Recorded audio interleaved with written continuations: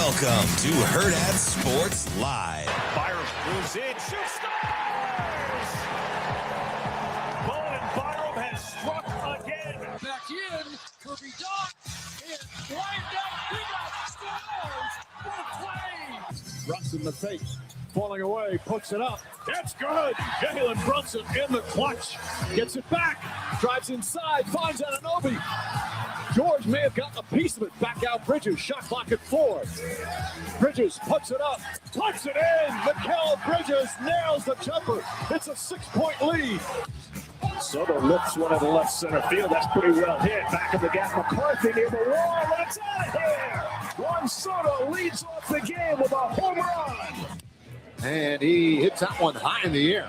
Deep out to right. That's got a chance. It is gone. And Seager hits his 7th home run of the year. Drilled out to right center. Traveling high and deep and out of here. Second career grand slam for C.J. Abrams. And the Nationals have put up 14 here in D.C. tonight. Good morning. It's Hurrdat Sports Live, presented by Next Gen Male Medical. That's DB. I'm Ravi, Lulla. What's up, DB? You sound like you need an inhaler, wackadoodle. Well, I'm trying to mix it up. Good morning. I'm an idiot. I don't know why my partner calls me L3. Probably because I have a lot of consonants in my name. Well, there's 3 L's. That one makes sense. Good morning again. I'm trying to, God, this is. mix it up for you a little bit. I feel like I set the tone because I wanted you to get that car towed. Yeah, that's not my car, and I don't know whose car it is, so I'm not really sure what I'm supposed to do there. I want it moved. Because it's in your spot? Yes. You got, every once in a while, you get like some like Sheldon Cooper vibes every once in a while. Like Who? From Big Bang Theory, the tall, lanky guy. He's just like, hey, you're The guy that reminds me of D-Hop? Yeah, maybe. Okay. It's like, hey. I've never watched that show. He's very particular. I'm pretty cool. And he has a very famous bit where like only he can sit on a certain spot on the couch. And so anytime somebody tries to sit there, he's like, hey, that's my spot. You know, that's actually a normal thing. Do I even try to convince you of this? I'm all ears. I think. Therefore, I am. I think people have their spots in their house. Sure. I don't think that's like novel. I think having But I do want you to have that car moved. be such a thing where you're like, hey, this like actively bothers me. Like everybody has a preference, right? Yeah, I feel like that car was left over and nobody's getting smoked here. So why is the car here? Maybe they got a ride to go out of town? People smoke here. I mean, Shane smokes all the time. Oh, hello, Austonian. Welcome Hey, back. Austin. That's What's up, buddy? don't talk like that. No, I'm trying to be off camera. What the flip, Jimmy Neutron? Can you just come back screwing up stuff? Do you think I really want to be squared up on the camera? I think that's exactly what you He gives me the thumbs up. I think that's exactly what you want. No, like just move the car. How would you like me to go about that? You know the guy that pretty much owns most of the retail in this building. True. Yep. So hey, Do you think he cares that much about that car being in your spot? it'd probably be better coming from me anyway, but I don't like to get my hands messy. I'm just saying. So like, and then you turned on the lights. I did, yeah, because we're in a No. visual medium now. That's fine. Yeah. You don't have to say, "Oh, I'm going to turn on the lights. Are you okay?" I was giving you a heads up, That you know? was that's unnecessary. No, because here's the thing. If I hadn't warned you that I was going to turn the lights on, you'd be like, what the flip, man? Is that how I said it? Yeah. That does sound like Sheldon. There's an episode where he can't do laundry. He does laundry like every Friday or Saturday night at like 8, Yeah. and he can't do it, so he flips out. I have some quirks, but I'm not a jerk. Like you're still free to be you. No, he's I wouldn't say Sheldon's a jerk. Quirky's the right term. Yeah, very nice. Well, I called Just like I called Rico. Suave quirky, and he's mad at me the rest of the day. Yeah, he decided not to show up to work today. Well, that's fine. I don't know. He My- might be my- working from home. Might be a lot of traffic. Plus, we have AJ back. Yeah, I think they try and alternate sometimes, even Oh. though they do different stuff. I don't know what Oh, that's nice. Jimmy Neutron looked out. Yeah, I think so. So I had some thoughts this morning. Oh, Uh-oh. What do we have? I actually think 2 of them are legit. Okay. I have a qualifying question first, and then you can go. Okay, go. Were they shower thoughts? Correct. Okay. We might. Okay. Shower thoughts are like wild cards, not just for you, for everybody. When I was growing up one time, there was this joke. We had a running joke in the family. Yeah. That anytime my mom came up with a thought in the shower, like we were all in trouble. Like we were just getting ready for church one Sunday, and she gets out of the shower, gets dressed and everything. She's like, "We're going to grandma's house in Iowa." And we're like, "Wait, what? What? Church is 3 minutes from our house." All right, so maybe I won't give you the thought. No, go ahead. I have a preconceived notion of shower thoughts kind of being like willy-nilly. Do you want to just role play on the fly? Yeah, what do we got? Okay. It is, well, I know you don't answer your phone before 6:30 or between the hours of 11 a.m. and 3:30 p.m. either. But it's not true. I answered immediately the other day. Well, what happened yesterday? I was still on the air. Oh. You called. I was like, "Hey, I'm going to do this interview with Alexis," and you're like, "Okay." Well, cool. I didn't see her when I walked out, so I didn't know if you were still doing it. No, it was StreamYard. It was a StreamYard deal. Oh, well, it'd be like Shane. Start at 7:02 like he did 3 days in a row. I mean, we had been doing the interview for like 10 minutes when you called me. Devil's in the details. All right, so it's 5:51. Okay. Ready? In the morning? Yep. Okay. Ring. Gotta answer the phone. Oh, yeah, sorry. Hey, what's up? No, that's not what you'd say. Hey, man, what's up? Yep. There you go. I'd be like, hey, so this is gonna sound wild, but do you mind like driving over here? Like just be here, I don't know, 6:35, 6:40. I wanna pull out at the same time, and I wanna have you go take the left on cue, and I'm gonna go straight through the lights. I wanna see which is quicker. What time can you be here? Tomorrow. You would do it though? I'd do it if you gave me a day heads up, because like I schedule my morning very tightly. Not a lot of margin for error. None at all. So real time, you wouldn't be like, I'd be like, hey, I can't make it this morning, but dude, we can do it it's tomorrow. Probably 4 seconds. Why are you worried about it? I live on 100 blah blah blah and blah blah blah. Yeah, but you live close enough to here that it's not a big inconvenience for me to go that much further to your house. Okay. Right? It's not like you live the opposite direction of where I'm going, and then you're asking me to go to work. Yeah, because I'm dying to know. I've done it for this is full disclosure. I've asked you why you go a certain way instead of the other way. So I'm also curious. Because when you came in, where I was like, why do you come that direction? So I'm just telling you, I don't know, man. You think it's faster? I never get the turn left light when I'm heading south. North, I mean. So I don't come from that direction very often. Does it have to be a green, or is there like a blink that you can go on? Oh yeah, just ask people on this side of town. They cannot stand blinking yellow arrows. It's not that hard, guys. Oh God. It just means yield. That's all. It's maddening. It's fine. This is Sparta. And it's dramatically preferred to going just from green, and you can go to red and you can't go at all. Like you've got a middle option now. It's not that difficult, guys. You bring the head of kings to my doorstep. Yeah. So I would do it if you gave me enough heads up. Okay, so that's what I would have said. Okay, that's one. So that's not a big deal. Now the other one is pretty legit. Okay. Because I used to think this was just a guy thing, but it's not a guy. Well, you said there were 3, so don't leave one out just because you're self-conscious. Yeah, now. I don't know if I'm gonna do that. We're doing all 3. We are doing all 3. I said yes to your weird driving thing. Now I get the extra one. That's not weird. I get the bonus one now. So, like, assuming for everybody that uses deodorant, I mean, you guys might be like Charlize Theron or some of these weird actresses that like to smell like. Anyway, like don't use deodorant. Mm-hmm. But Everybody. No, Trib, I don't think so. Assuming I'm only talking to the people. It's like TikTok. Mm-hmm. I'm talking to the black people. So if you're not black, keep scrolling. No, if you don't use deodorant, this isn't for you. Mm-hmm.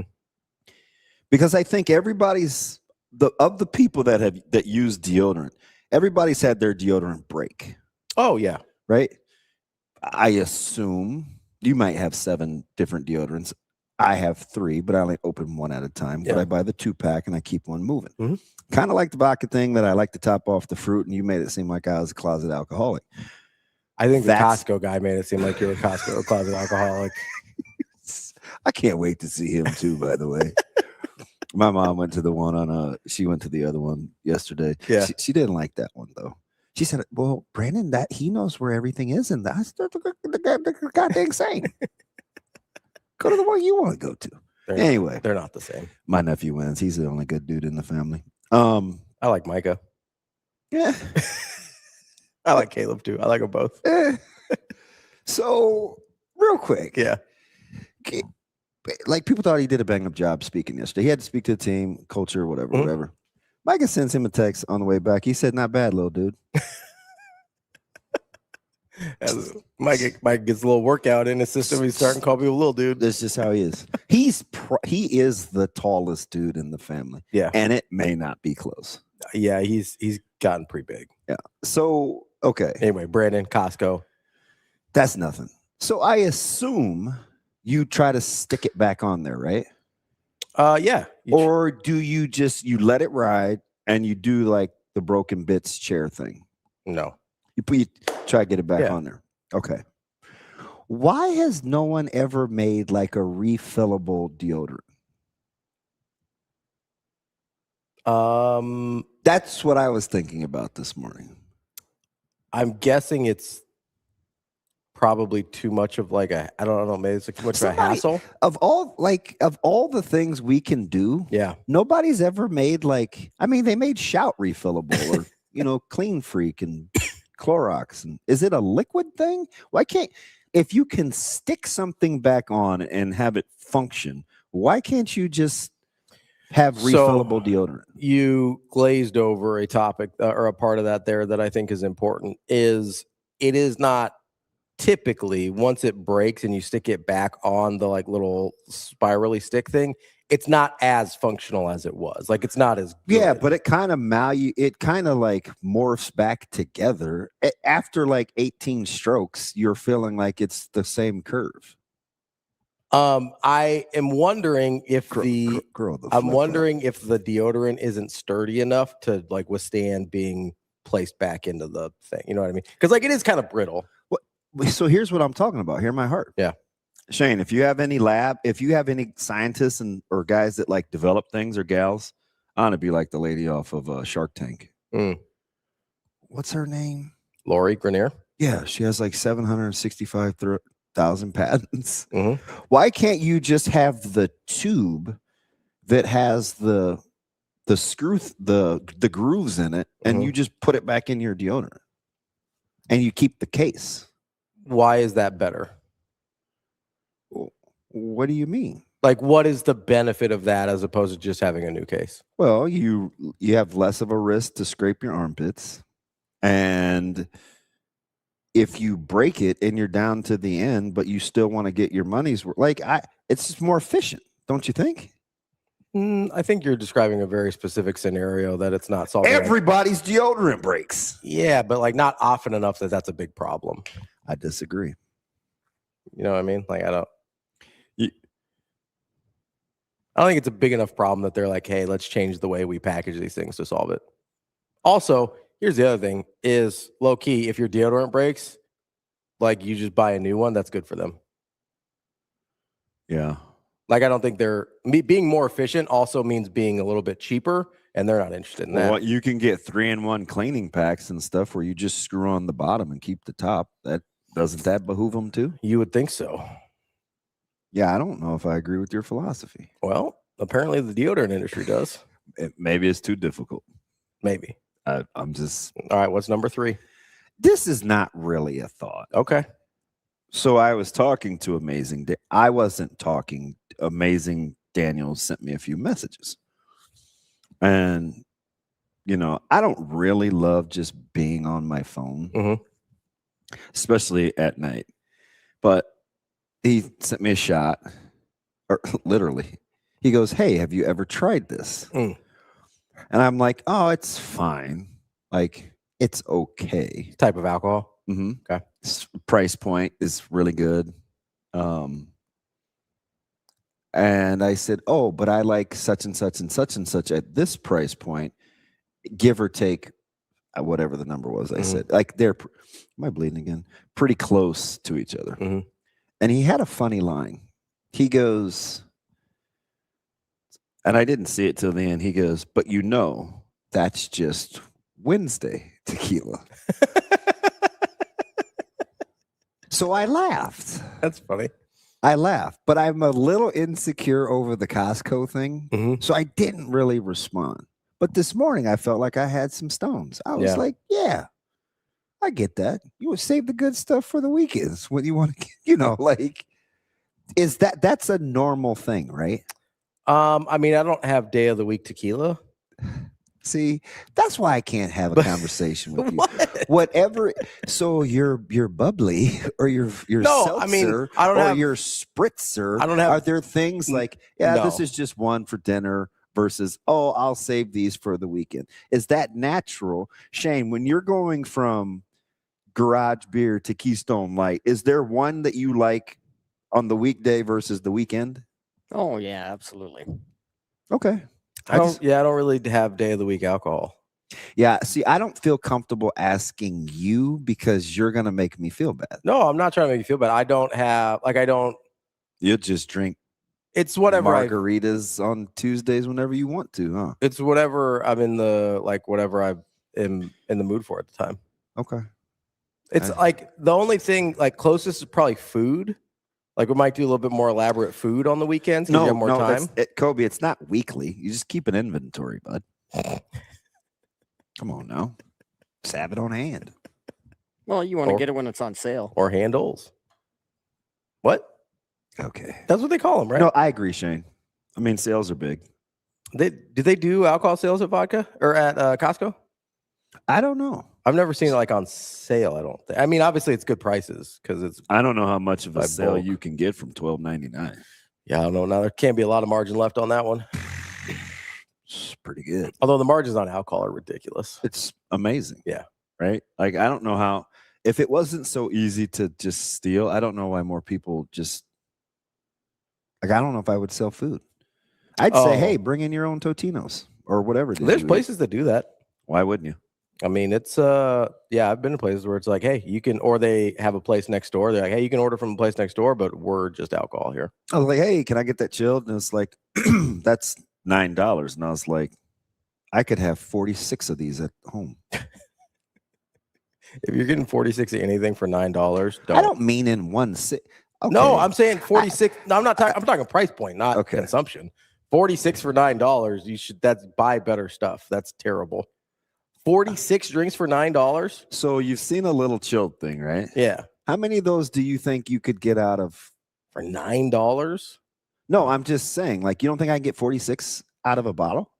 Oh, I guess out of your $12. Yes. Okay. I'm saying at home, like on my own. I thought that vodka was just for the infusers, though. You're not. Are you just like? Do you drink that straight too? Mm-mm. So that's different. Like usually, I was assuming you use a more expensive alcohol to just like sip on. Yeah, if I'm, we better move on.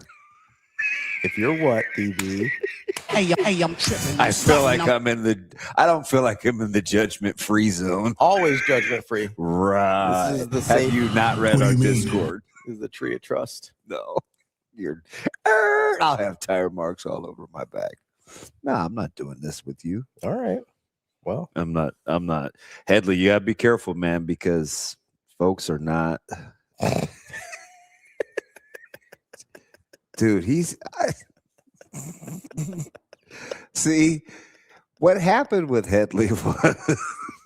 Did you see Funky's comment? They're both so I referenced both of them being funny. Yeah.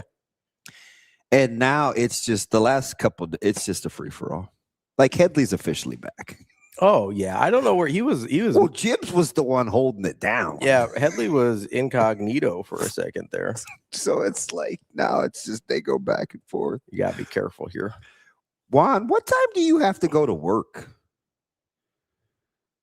I don't know, but Juan almost got me in trouble yesterday with some of his jokes after Dude, I'm telling you, Juan is. He did say Juan though is naughty. Did you know? He said this almost immediately off the bat today. Did you know that you can make refried beans out of any type of bean? Yes. He said typically it's pinto, but you can do it with anything. Yeah, I know. I TikTok a ton. I think it's so. It kind of reminds me of how I like au gratin potatoes. Wait, say that word again. Au gratin. Who? Speaking of being inclusive, I like black beans as well. That was so unnecessary. Gratin. Au gratin. Yeah. Okay. And typically those are scalloped, right? They're in terms of how they're sliced and everything.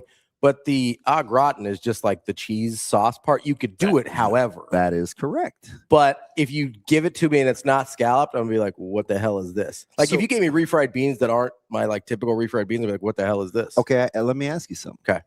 You think I'm fairly good, Yeah, you're good. You're good. Okay. Yeah. So I have a child. Yes. That does not particularly care for it. He'll eat it, but he prefers a shred. He does not like the circular thin slice. My mom even gave us this like cool thing that does like veggies and like it's. There's a mandolin. That's slick because those things are. Is that the little dude? Is that the guy with the Grogu? What? No, that's Mandalorian. And what's the little green dude's name? Grogu. So he's not Baby Yoda? I mean, that's his like nickname, but he is not Yoda. Oh, he's just another person from Yoda's planet, which has always been kind of it's always been a little bit of a mystery. Nobody really knew where Yoda was from or anything like that. What's the little dude's name? Grogu.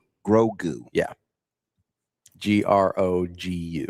I see it. I just finished Daredevil Reborn and I saw it being advertised. And I like The Mandalorian, the show. Yeah, it's good. It's a good show. It was really good. Anyway, he prefers them shredded. So hear me out. Okay. Jeez, Judgy McJudge. You know how I am about my potatoes. You do the whole pat them dry. This has gotten progressively worse. I thought I was in the clear. It's not. Yeah, no. Anyway. That thing's not even bending anymore. So go to a doctor. You pat them dry. And I put them in, I have these little black skillets. And I still do the same process. It's like you'd get in one of the fancy high-end places here. That's yeah, like the skillet, you make them in the... Would that bug you? Or do you mean like scooping them out of a big dish? So that would be fine, but I like when I order au gratin potatoes, that's not what I'm asking for. Okay. Like I don't mind. You want them. You like want them scalloped. I like a cheesy hash brown casserole as well, but to me that's just a different thing. What about if it's like? So I don't know. I'm sorry, guys, that we got on this. I look at that more as the density. That's maybe a good point. Maybe I haven't had a properly shredded density to make me okay so it's with. It's pretty. Have you?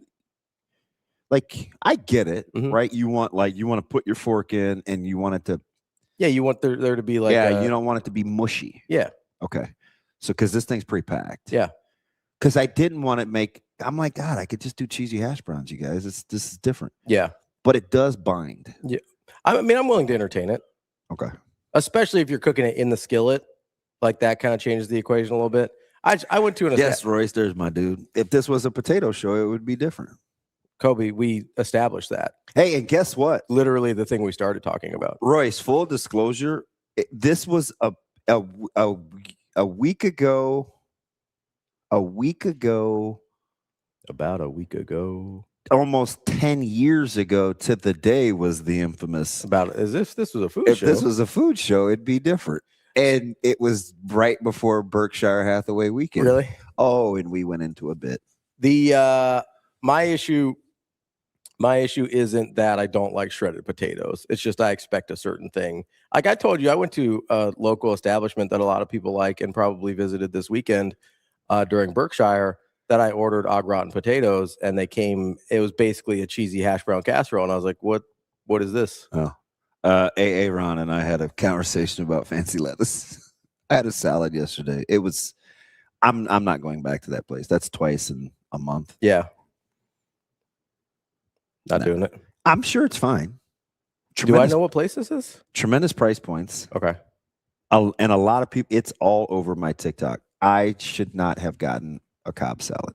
I think Cobb salad should come a certain way. Yeah. No, that's the same thing. You have like a very specific thing you're looking for when you order that. Yeah. And most people do it that way. And then you're like, oh, this is different. I don't like this. Huge portions, great price points. And my first time there was spectacular. Yeah. But I'm chill. You good now? Yeah. Cobb salad should be more meat than lettuce, in my opinion. I mean, it is still a salad. It is, but I mean, you get 3 meats in there, plus good eggs and cheese. You know what I mean? I know, but like, and I don't want you to mix it for me. That's fair. A lot of people will have. See, I'm the opposite. I think. No, man. Like if you're putting, because it's easier. Here's my philosophy, right? Because I like, the dressing and stuff, and I want it to be evenly mixed throughout the thing. It's gonna be easier for you to mix that thing back there than that tiny ass bowl you give me. For salad. I get it. Which drives me crazy because then there's just lettuce and toppings going all over the place. Hey, your boy asked. Mix that thing backstage, all right? I said, hey, what are the odds you guys have knives? And at a restaurant? You just have to kind of know. Okay. I was going to say probably pretty high. You'd be surprised. I would imagine. It wasn't in the plastic silverware section. Oh, I wanted to be able to cut you meant like in the kitchen. I wanted to be able to cut the lettuce up to get the right. Gotcha. Okay. Yeah. No, I get that. Stuff is at the bottom. I'm like, this is not how this goes. And it's in a bowl. Yeah. So I didn't have room to work. Yeah. So I wanted to dump it out and start over. Because I'm very, I didn't want him looking at me like, if you don't stop picking through that salad, because. So I caved.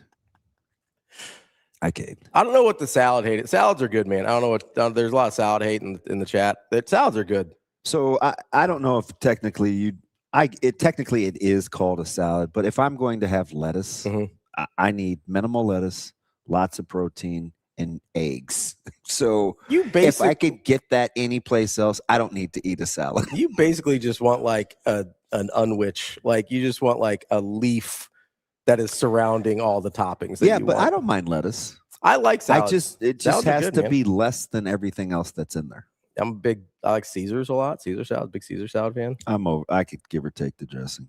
Oh, I like dressing. I couldn't open my dressing either. Yeah. Yeah. A guy that I was eating with used his teeth to open it and then gave it back to me. And I still did that. And you'd have high-fived me. I'll be honest. Because guess what? I couldn't find a knife to open the thing. And I can't tear. But you couldn't. He couldn't either. You couldn't bite the salad dressing yourself? I don't believe in using my teeth to open stuff. Is there like a story there, or we just? I'm gonna need you to process quicker. Your boy uses a fork to eat wings. You think I'm tearing open miscellaneous plastic with my veneers? Not a chance. It's a pet peeve. I thought it was. Stop putting dirty things.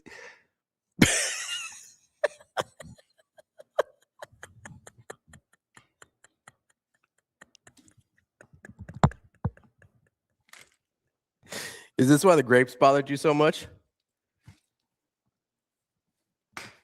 I'm trying to help you out here. Just don't be so quick to put stuff in your mouth that you don't know where it's been. I think that's good life advice for everybody. Do you know how many times those packets get handled? Yep. They got to load them and like a lot. That's why I don't like fruit in my drinks. DB, is this your first euphemism of the week, or did I just stumble upon that? Hasn't been a good week, Jimmy Neutron. It hasn't been a good week. I think it's been great. Hasn't been a good week. Coming up on the show today, we got Adam McCLINTOCK from Matrix Analytical coming up at 8 o'clock. Apparently that was like reading hieroglyphics, Shane. Thanks for pulling that off. At 8:45, we got Brian Edwards from Major Wager. At 9, we've got Krista Wood, the Creighton softball coach. Get the trifecta completed here with our softball coverage. So are we past her breakfast time? Because they have team breakfast this morning. Yeah. Okay. Yeah, I think she says at 8:30. I think she said she'd go at 9. How do you know? Because he sent the texts. Oh, to everybody? Yeah. I was reading them, Must have been before my conversion. Everybody. Oh, you're Apple now? Then at 9:30. No, my Saul to Paul, Shane. You better hope. The road to Damascus. He has no idea what that means. I know. Saul used to be a real bad guy, Shane. It depends on who you ask. Oh, Lord. Then at 9:30, we got Jessica COODY from the Husker Radio Network. Juan, what makes me interesting? Who I was planning to talk to softball about.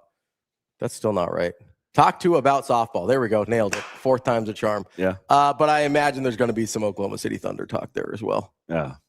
And I hope she didn't hear my Shea Gildress-Alexander slander. Yeah, I'm 100% sure she did. So I'm gonna offer an olive branch. I'll be like, I like Chet though. yeah. So the good thing about us messing up, even though you did provide a lot of content, Which I'm gonna keep it moving. Cool, but we've been topped by nonsense in media, so it's like we're good. Yeah, no, I think we're actually like the normal ones now. I don't know that really flipped in like a week. A week, Yeah, Yeah. no, not bad. yeah, we Not haven't bad. Kobe, that's not true. lambasted any teenagers on the show this week, so I think we're okay. Dude, we can't just be, dude, our chat. Come on, guys. Oh, come on, man. Are you watching this? Yeah, I'm trying to catch up on No, don't. what's been happening here. Don't. I do, Aaron. And I picked Anaheim last night. I gave it to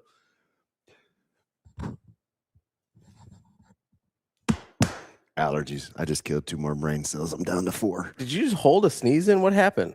Yeah. I don't sneeze out loud. That's not good for you, man. Well, I don't care. Okay. It's fine. It's like, wait, one more. Ouch. Yeah, I don't think that's good for you, man.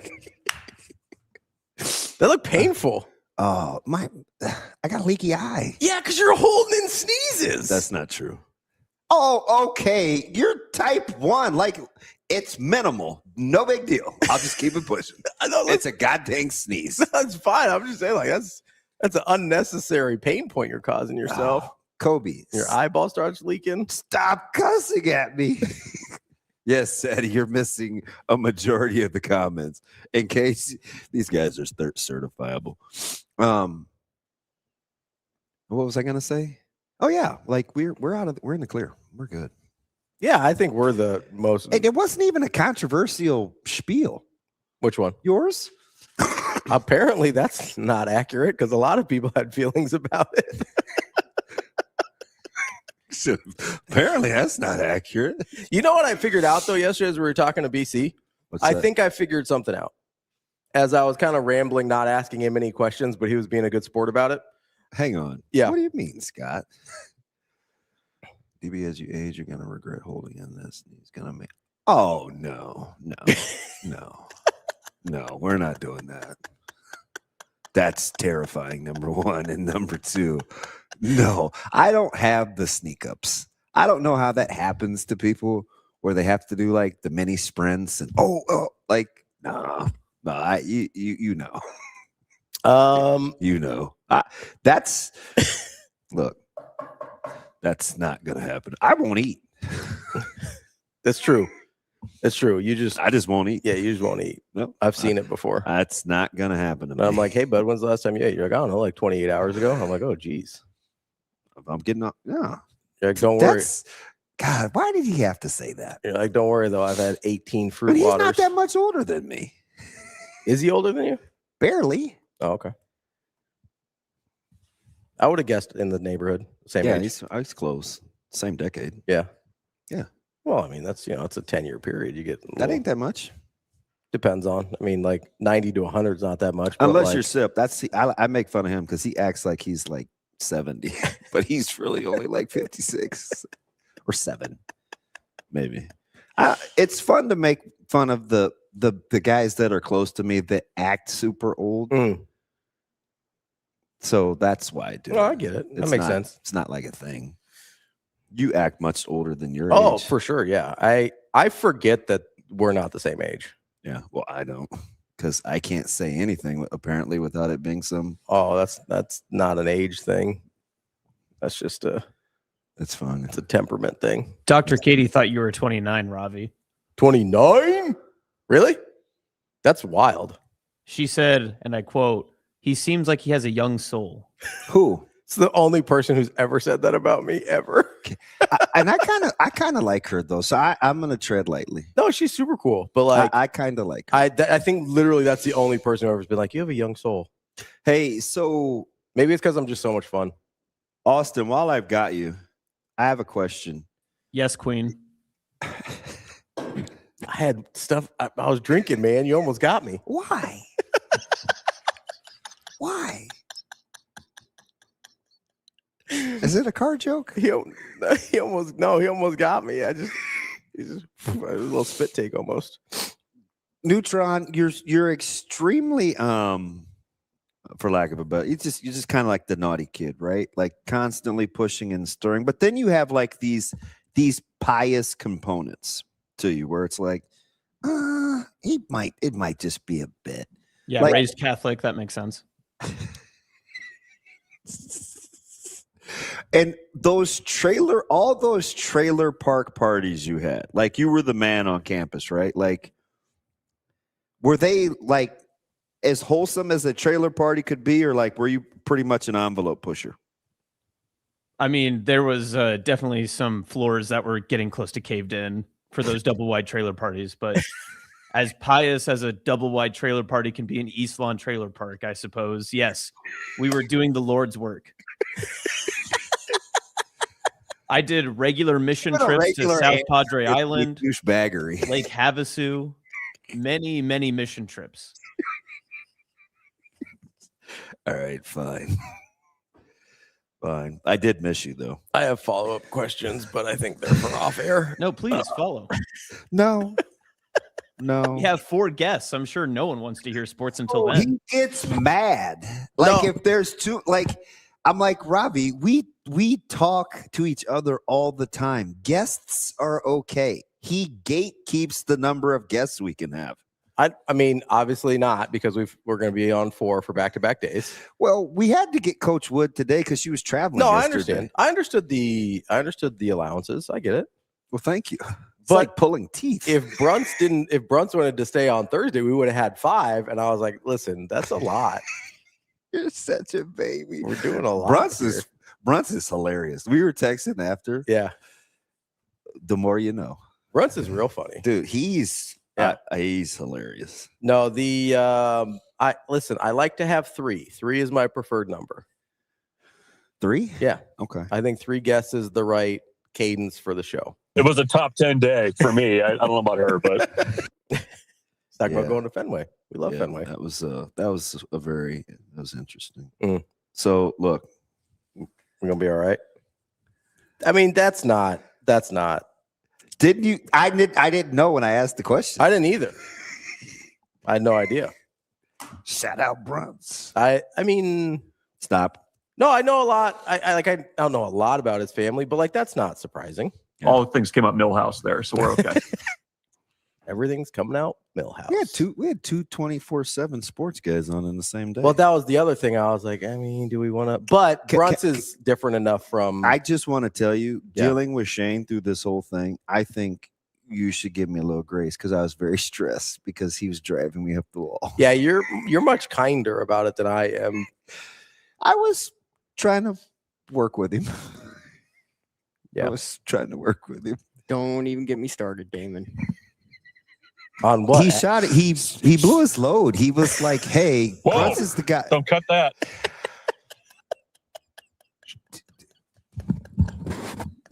Okay. When you say "don't get me started," give me the chance to not say anything. I would have chilled. You didn't say anything at all. Oh, don't get me started. Here, like I didn't even get a chance to rectify it. He's like, don't get me started. I'm going to shoot first. Yeah. Like that's the don't get me started is literally just his time to. And that was an accident. I meant spill the beans. It usually is. Shut up. No, it's not. What are you, 10? What do you mean? I'll explain to you later. That doesn't sneak up on you. Where'd that come from? Look at all these beans. Got refried, black, pinto, navy bean. Speaking of being inclusive, I like black beans as well.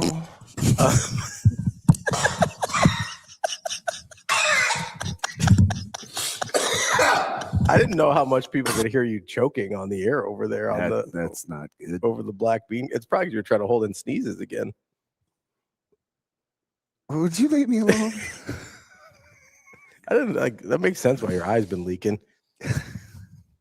I don't know what it is. I mean, it's all connected, eyes, sinuses, sneezing. Oh, Gotta be careful out here. man. You gotta be careful. Jeremy, he's sensational too. He is. I have liked him for a long time. Who's that? Really good athlete. Liebentritt. Oh, yeah. You like him a lot. Oh yeah. Yeah. Oh yeah. That's good. He's a good player. Good ball player. Good athlete overall. I'm not sure he knows how good he could be. Oh, really? Yes, he's very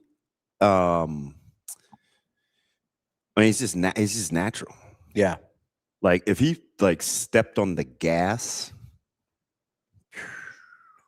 he's gifted. Has a cool family too. Tough kid. Yeah. Yeah. Oh, I've only seen him play live. I'm not surprised. Couple Collins times, is a good recruiter. Coach Collins is a good recruiter. Yeah, they have a pretty good idea what they're looking for. And they do well in the secondary. Yeah. Yeah, Coach Collins is a good recruiter at Minnesota. It seems like they have a maybe blueprint of kind of what they're looking for. Yeah. And you had to do your due diligence because he's kind of flying under the radar. Yeah. Mm-hmm. Even on his own team last year. Yeah, I would say locally, people don't talk about him a lot. Yeah, he's legit. I don't know if it's a Class B thing or if it's a result of last year's class being kind of loaded, just doesn't get a lot of run. Juan, I am the furthest thing from a vegetarian you can get. Yeah, I was stunned to hear that you would even order a Cobb salad. Can I just tell you though, in my defense? Yeah, I'm not attacking you for salads. And I told AA Ron, I said, she's looking at me like, dude, shut the heck up. But I whispered. I was like, this is exactly what I did. I said, hey, I really would love a Cobb salad, but can you tell them extra meat, like whatever that costs, a little more cheese, and I like eggs. Right? Yeah. Easy. Rang it up. It was super cheap. Lunch is like $22 for the two of us. And I told you they have really good price points. So she was not dismissive, but wasn't like, oh yeah, we could do that. She just kind of punched it in. Yeah. So about 2 minutes later, because I'm paranoid, because I don't really rock with lettuce like that, right? So I walked back over to the counter and I was like, hey. You doubled back? Yeah. Did you hear the part about that? And she goes, deadpan. She goes, she's a little itty bitty thing, and she goes, uh-huh. Not yes, not sure. Uh-huh. So tail between the legs. I went back to the table. I told Aaron, I go, I don't think she likes me. That's one of those. And sure enough, when it came out, that's one of those. I heard you. You're gonna get what you get. Leave me alone, so I don't get fired by saying something worse crazy. than I think sure is worse. I don't know, man. Of a verbal, because non-verbals, it's obviously the thumbs up. I think it's great to get thumbs up from people. Thumbs up, blow. No, that's what I used to give to people instead of the finger when I was driving. If I would be really annoyed with them, I'd be like, "Good job, buddy. You did great." Dude, I'm like, I got it, and I looked at. I'm like, well, at least it's big. Do you know how much meat that place typically puts on a salad? No. So maybe that was double. Hard pressed. I'm just saying, if you don't have a point of reference, you really don't know if it's double or not. Hard pressed. Like if I go to Chipotle's, I do give them credit though. My bacon was closer to slices than bits. That's good. Yeah. So it's real bacon. Is real bacon adjacent. Yeah. But isn't there like ham or turkey? Like I'm like in what, a Cobb salad? I kept saying this. I was like, dang, where's my third meat? What's the second one? Chicken sometimes. Oh, I never order Cobb salad, so I don't know what's on there. Yeah, there's a place really, really close to us that I think has one of the best Cobb salads in the city. And it is a monster bowl. It's like your hat turned upside down. Not that you have a huge head. It's like a 7 5/8. It's pretty good size. It's got to be in the 8. Stop it. It's not. It's a 7 5/8. Sometimes 7 3/4 if they fit tight, but I've never seen a 7 5/8. Really? Oh, they have them. Really? Yeah. Surprise, surprise. I'm done with you today. It's fine. You set the lineup? Yeah, I set the lineup at like 7:30. Juan. It was a while ago. It's gonna drive me up the wall. I don't know why I'd let that bother me. I hate vegetables. Listen, it's all good. You like the only place you like vegetables apparently is your cucumber water you were talking about yesterday. You kept bringing up cucumber water, and I was like, this does trying to wiggle off the hook. This might be a you thing with the cucumber water, man. I don't know.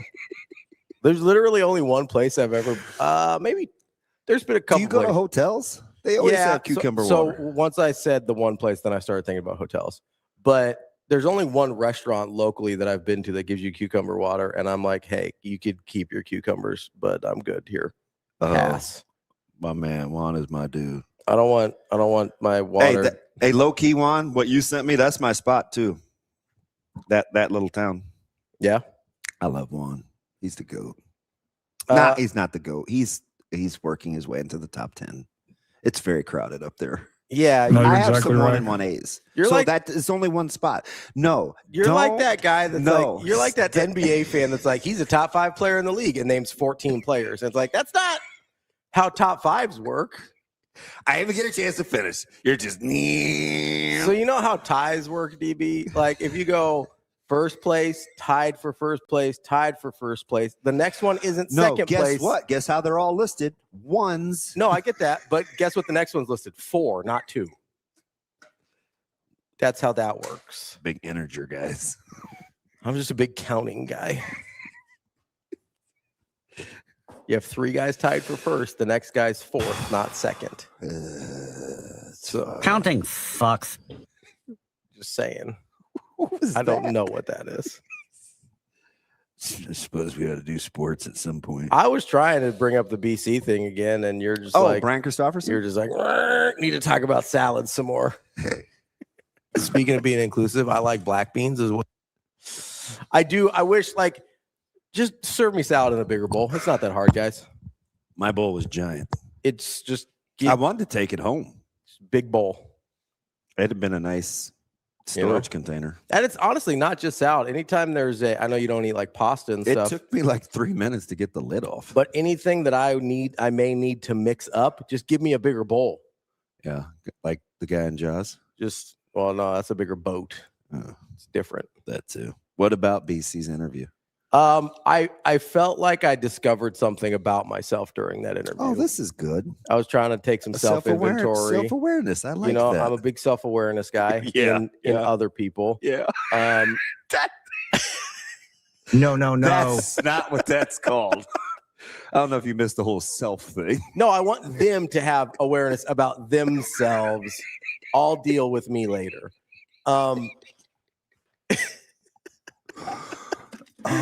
No, as I said, I was rambling through statements that he was kind enough to respond to instead of just staring awkwardly and being like, "You got a question there, bud?" Yeah. I do think there is something to, and I think you'll like this because you're a very process, detail oriented, solutions business type of guy. Mm-hmm. I do think if we could get, before we have any discussions about, especially with fans, and I consider myself in that group, right?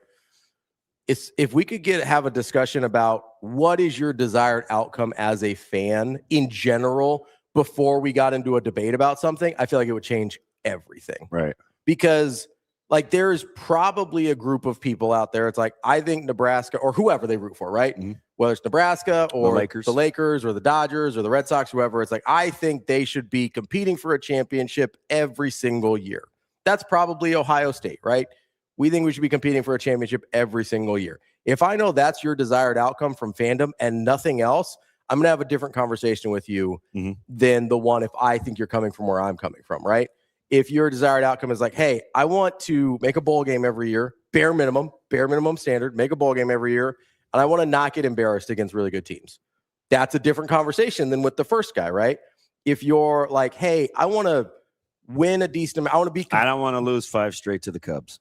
Yeah, don't want to lose 5 straight to the club. I mean, then you're like, a little more. you're like, oh, the plucky Dodgers. You're a still little in more- first place. But I say, I don't. No. To your point, Yeah, plucky Dodgers. Yeah. They lost 5 in a row to the Cubs. How have we lost 5 in a row to the Cubs? And you're going to say, DB, you know, you back-to-back World Series, whatever, however it is. I'd probably in that instance, I'd probably say like it's baseball, you'd be 5-game super losing douche, streaks, whatever, it's whatever. And I'd be like, oh, it's the Cubs. I hate the Cubs and this, that, and the other. So Fair. like I'm It's just like the telling you- Iowa thing. Like, Yeah, it's my- like I never want to lose to Iowa. Yeah, like my that's frame how of reference for the discussion point of my vitriol Yes. is different than probably the your macro. overarching thing. Yes, and then there's some people like very much with your Cubs thing is like I never want to lose to Iowa. I don't care what it is. I don't care what the standings, whatever are. Just don't lose to Iowa.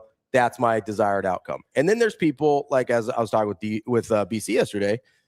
I go, yes, I want to win. Absolutely. Like I think Nebraska bare minimum should make bowl games every year and should get to a point where they're in the college football playoff conversation most years, right? Yeah. Like that's my goal in terms of winning. Whatever happens from there, I think there's some variance that I can live with. But the other thing that I realized is I really want a program that represents the state and where we're from well. That's important to me. I don't know if it's important to other people. I think it is important to some other people. Mm-hmm. I think there's other people that do not care. But you know, I've gone on these rants before. I like where I'm from more than I like the university, and I like the university. Correct. But I didn't go there. I like being from Omaha. I like being from Nebraska. I want the things that represent us publicly to do so in a way I'm proud of, right? Part of that's what it looks like on the field. Part of that's how we conduct ourselves. So that's a big desired outcome for me.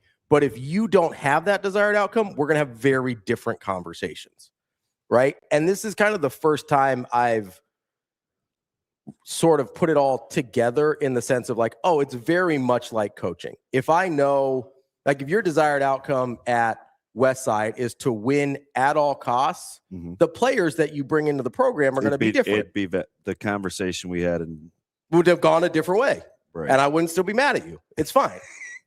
Right. But you know what I mean? Like you would have a very different process in terms of who you bring into the program, how you operate with those guys. It'd be a very different thing. If that was the only desired outcome was to win a state championship every single year. Right. It's the same thing as if you're a player. If your only desired outcome is because we see this a lot, actually, I think. Get the bag to what Yeah. So whether it's, hey, there's some guys, their only like their goal their entire lives was to play Division I. And that's a different desired outcome from the guy that says, hey, I want to make it to the league versus the guy that says, hey, I want to be a Hall of Famer. Like when your desired outcome's been one thing the whole, like by the time LeBron James was probably 12, he's thinking in his head, hey, I want to be a Hall of Fame basketball player, bare minimum. That's a different thing than some of his teammates back in Akron that were like, hey, I just want to play for the University of Akron, right? So I don't know that we have applied that lens to fans very often. And I think if we did, some of these conversations would be way easier because it would put us in a place of, I understand where you're coming from. You may not agree where I'm coming from, but you at least understand that we're coming from different places. So our common ground is going to look different than if we had the same desired outcomes. Yeah, I get it. And the frame of reference to have discussions is different too. Yes. Yeah. I think a lot of the tension in these discussions is a different desired outcome or varying degrees of those desired outcomes. And that's why I can have, like, when that thing got clipped last week, I did not think it was going to be dominating the next 3 days of my life, right? Like I had no idea that was even a controversial thing to say. And then I'm like, oh, a lot of people are processing this a lot differently than I thought they would. Or how you intended it. Yeah, or how I intended it. And so like, okay, where is this coming from? And how did we get to a point where the thing I said and the thing you heard are so far apart from each other? And I think it comes back to these desired outcomes. If your desired outcomes are so different than what mine are, then the thing you hear me say is going to be processed dramatically differently than if we were on the same page from the start. Shane, we're going to have to give this guy credit again. What'd he do? The guy that famously uttered, I think it's hilarious when we have these discussions and these debates that we don't establish what the criteria of what we're talking about is. That's fair. That's fair. You know, I hate giving that guy credit. Which I'm telling you, it's like, No, that's why I like was hype about when Sipple was like, you know why it's hard for people to win or lose or win arguments or debates with it, because I'm going to make distinctions. Yeah. Right? Because you're going to make it clear that they're talking about something completely different than what you I are. am. Yeah. And so it becomes very difficult unless they are willing to have the conversation you're actually having. Yeah. And then you're probably better prepared to have that conversation than they are. Otherwise, then I would just tell you it was my opinion. Yeah. You know what I mean? Yeah. You just be like, yeah, this is just what I think. Yeah. And then you can keep him up there for another 5 minutes. Yeah, we'll leave him on through the break. That's fine. Coming up next, we got Adam McCLINTOCK from Matrix Analytical. Oh, you talk about a guy that has some facts. Yeah, that's not a lot of gray area in his world. No. Got a lot of the facts and schedule figures. talk I want to get into because I thought that was fascinating. I want to get into the schedule talk. We haven't talked to him since the hiring cycle either, from all of college football. So we'll see if he'll get into some of that with us as well. Well, why wouldn't he? It's what he does. Well, you know, actually he kind of gets paid to. Some of his stuff's proprietary, so I don't want to put him in a weird spot. So I try and tread carefully. I want to protect his business. Right. We appreciate the time. Maybe he'll give us. you the BC treatment where he has the utmost patience. I hope so, because I need it. Yeah, I didn't get it yesterday from Brunts. We'll be right back. More Hurrdat Sports Live.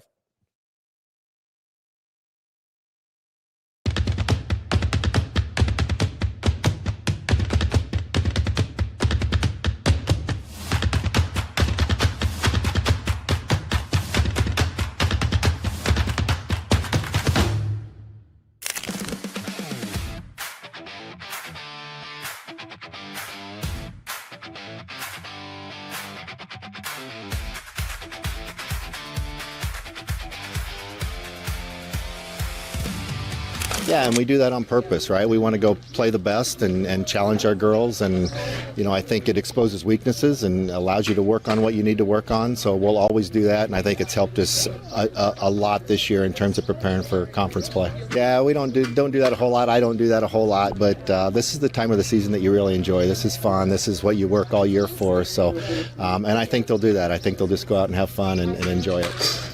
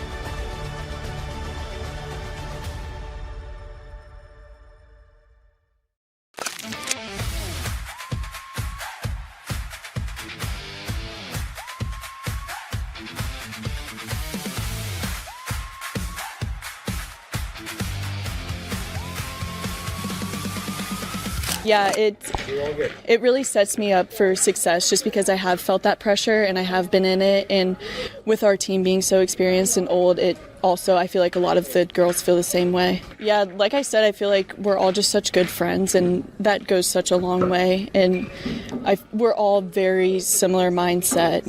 We have the winning mentality. Oh, extremely.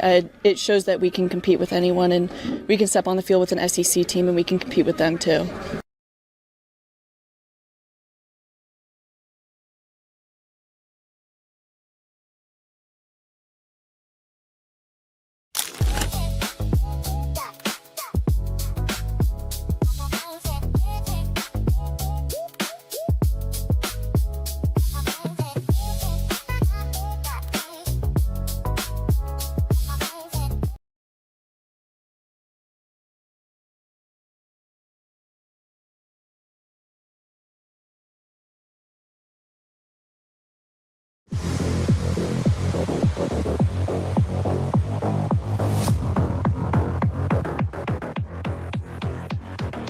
Welcome to Hurrdat Sports Live. Welcome back, Hurrdat Sports Live, presented by Next Gen Male Medical. That's DB. I'm Ravi Lulla here at Hurrdat Sports HQ. We are joined now by Adam McCLINTOCK from Matrix Analytical. Adam, what's going on, buddy? How we doing? Hey guys, what's going on?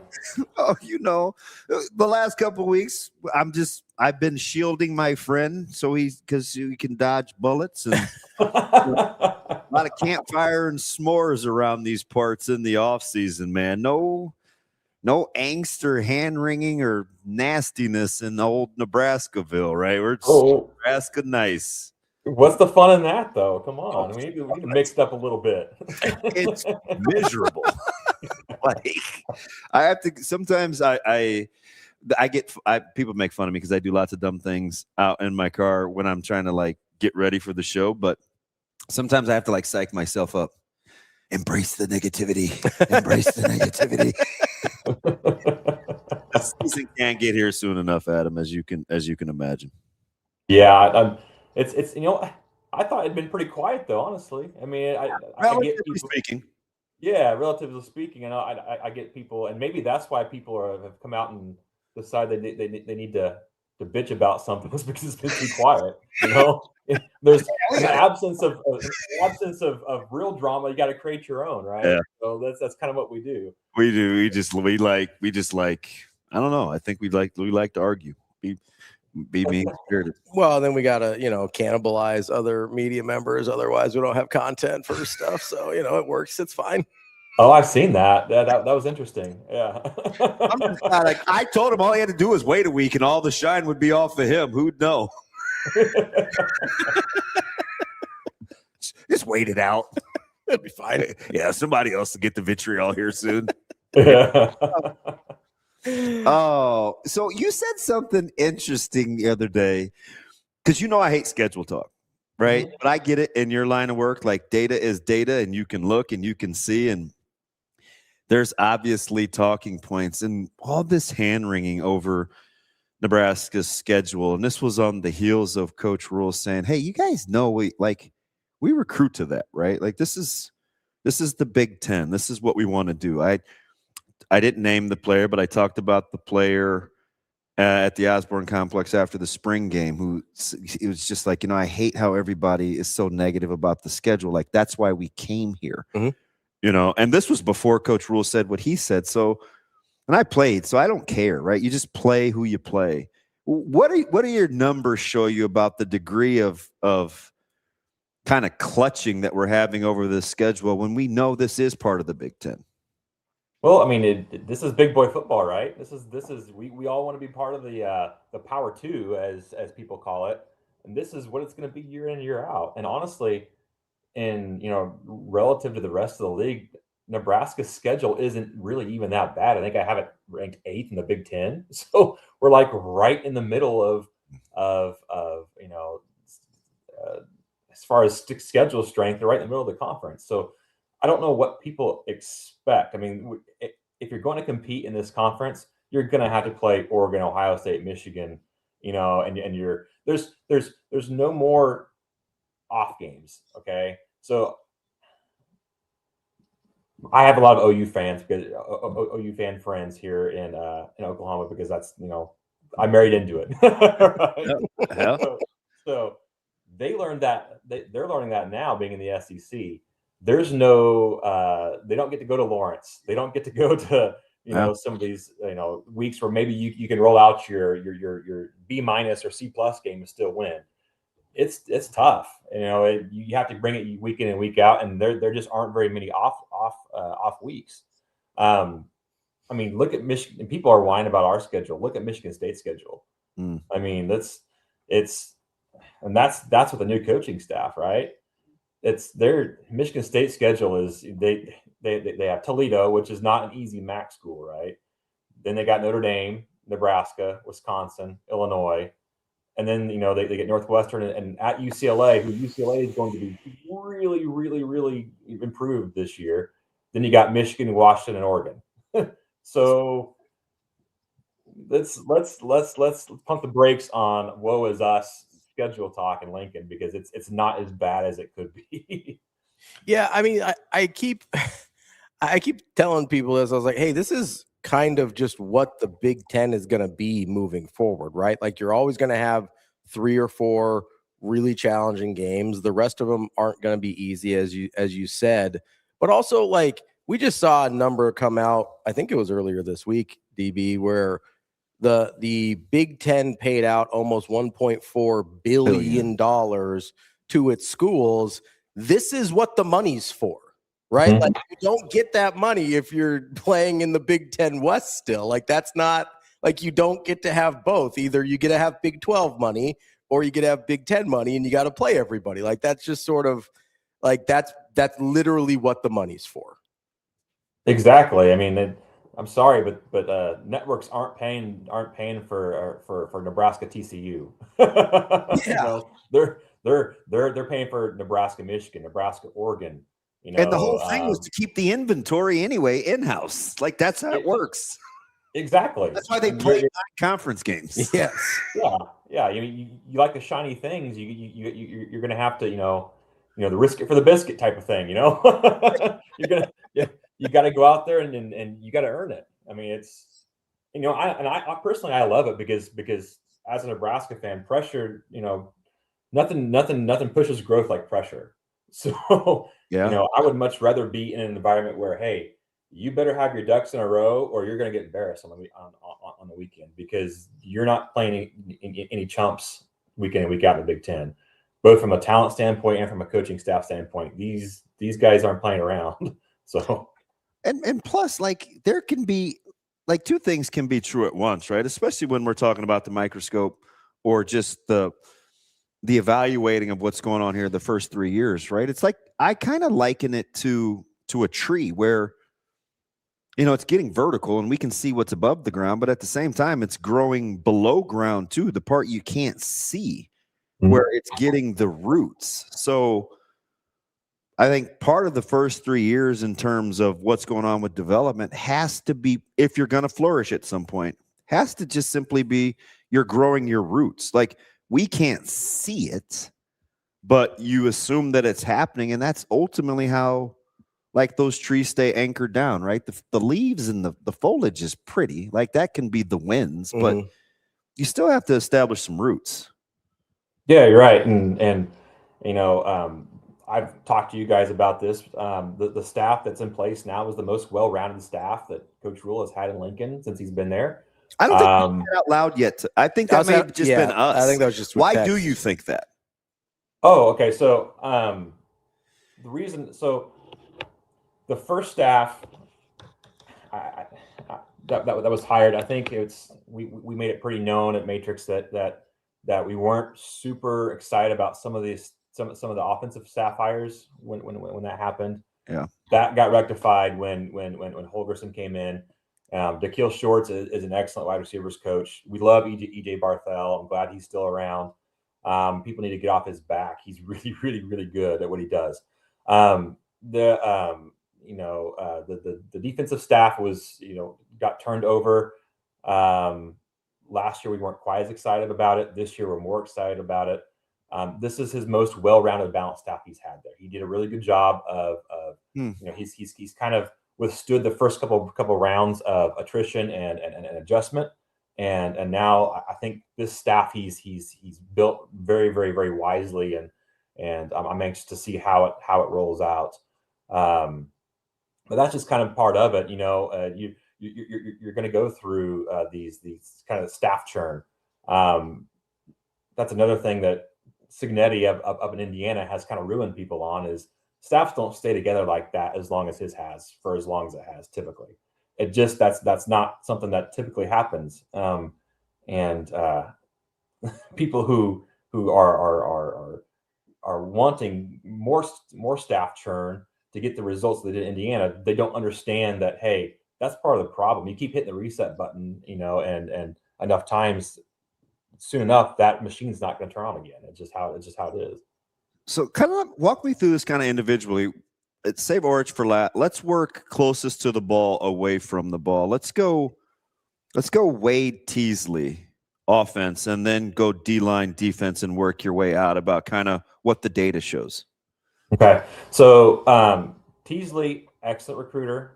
Okay, big time recruiter. He always, is pulling in talent above what his program typically should get for, by the logo on his shirt, right? So we like that about him. Jeep Wade, he was one of the top 10 offensive line coaches in the country according to our numbers. As a fan, I was really excited to see him come in. So that's going to be. I think you're going to see immediate progress on the offensive line, or at least big strides forward. Defensive line, Coach Brown, he's had his career has been in our data a little more up and down. He's got a really high ceiling, but he's also had a couple of years where you're like, okay, what happened there?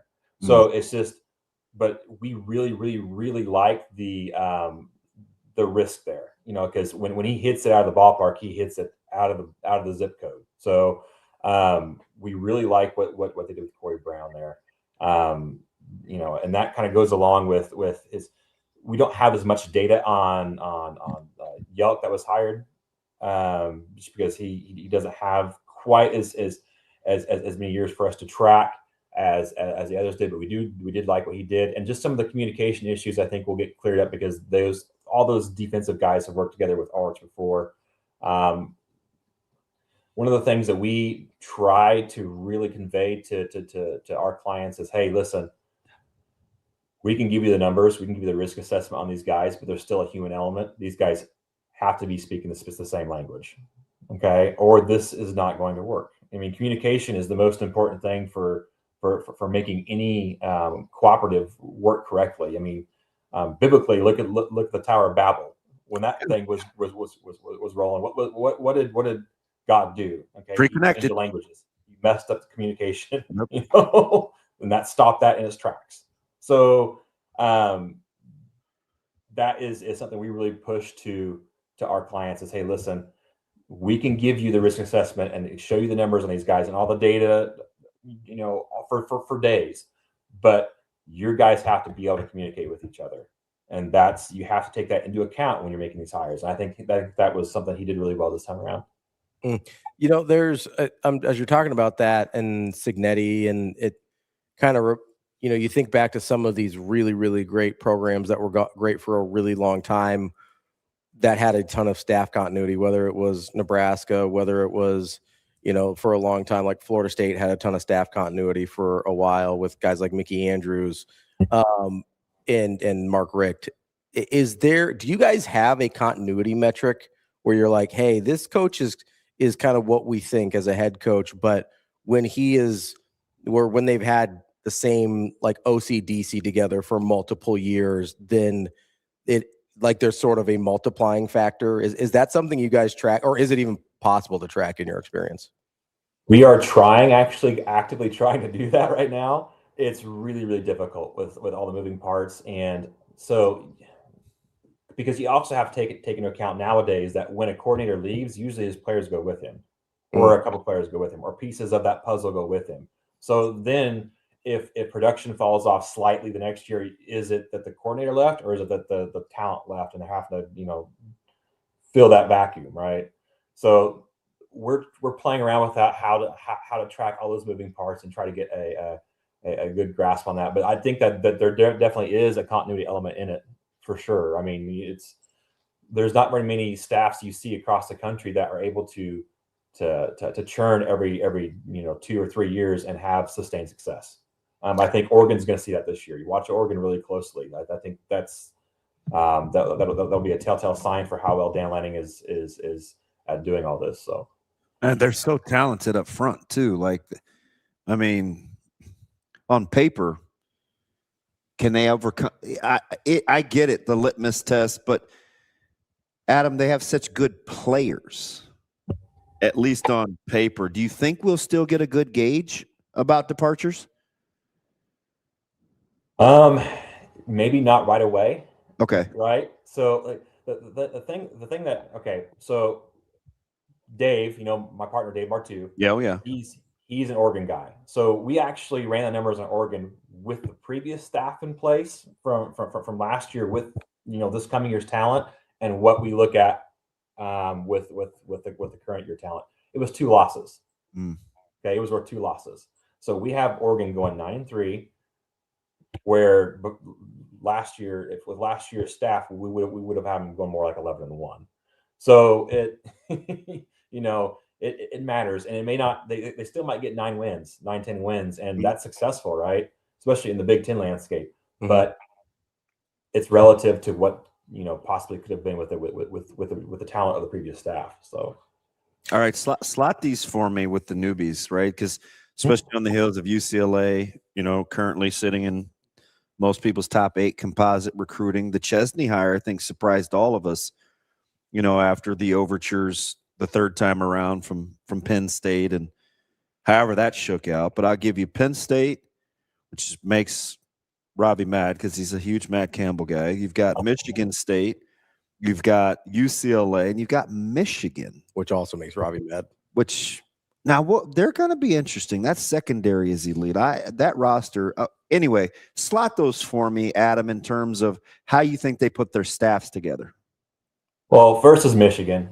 I mean, that is a really, really tremendous staff that they put together there and brought over from Utah, basically. And he not only that, but he brought over Jay Hill from BYU as defensive coordinator, who's an excellent defensive mind.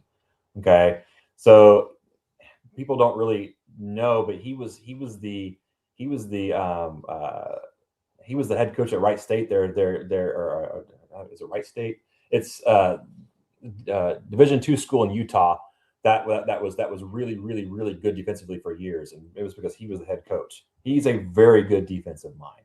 So he continued that at BYU for the last 3 years when he was there. So him coming in along with Jason Beck, who is a really good, really highly rated offensive coordinator in our system, and that staff is going to be a headache in Ann Arbor. They just are. Especially with Kyle Lettingham maybe feeling like he was pushed out ahead of his time. He's probably, revved that engine up again a little bit, got that fire burning again. So we'll see. So I like Michigan best out of those. Actually, if I'm looking at ceiling, I think next I would say UCLA. Bob Chesney has a chance to do some good things out in LA. While I like Matt Campbell at Penn State, I think the ceiling, like Matt Campbell's floor at Penn State is probably higher than Bob Chesney's floor at UCLA, obviously. But I think the ceiling for Chesney at UCLA could be higher, if that makes any sense at all. Yeah. And then after that is Michigan State.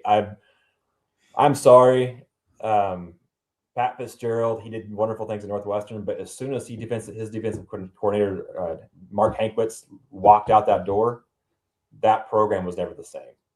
So that tells us a lot about who was really, greasing those wheels at Northwestern before Hankwitz left.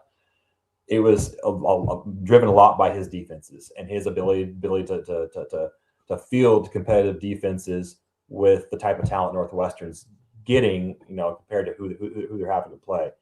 I don't know if that can be replicated, although they pulled LeVar Woods out of Iowa, which was an amazing hire for them, because LeVar Woods is going to be a head coach someday, and he's going to be a good one. And they got Bull, and I get it. Michigan State is Bullock's alma mater, but to leave Notre Dame as kind of the defensive mind in waiting, I think quietly may be a pretty good pull too. Yeah, and that's true, but they're in a bad way right now, and it's in order to get footing. How are you going to get footing in East Lansing right now? You're constantly running into the bully now up in Ann Arbor. You got the guys in Columbus. And this is the third coach now in less than 6 or 7 years, right? So that makes that's exactly what I was talking about with the continuity.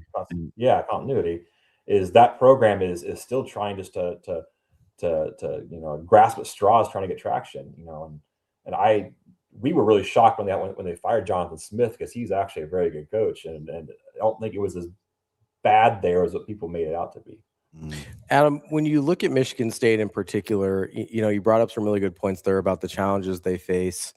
And I know you have the metrics on coaches maybe more than jobs in schools. So this might just be more your opinion, but I think people assume Michigan State is going to be a significantly easier opportunity for Fitzgerald. And that's part of what they like about, well, he maximized at Northwestern, where it's obviously one of the harder jobs in the Big Ten. Is Michigan State that much easier in the current landscape than Northwestern was in the Big Ten West?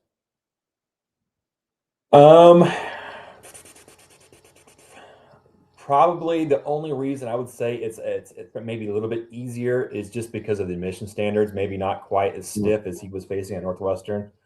Especially that matters a lot today in today's age of NIL, where you're looking for guys with a transfer portal more than ever. It's a lot easier to get those transfers into Michigan State than it is Northwestern, or Stanford's having the same problem.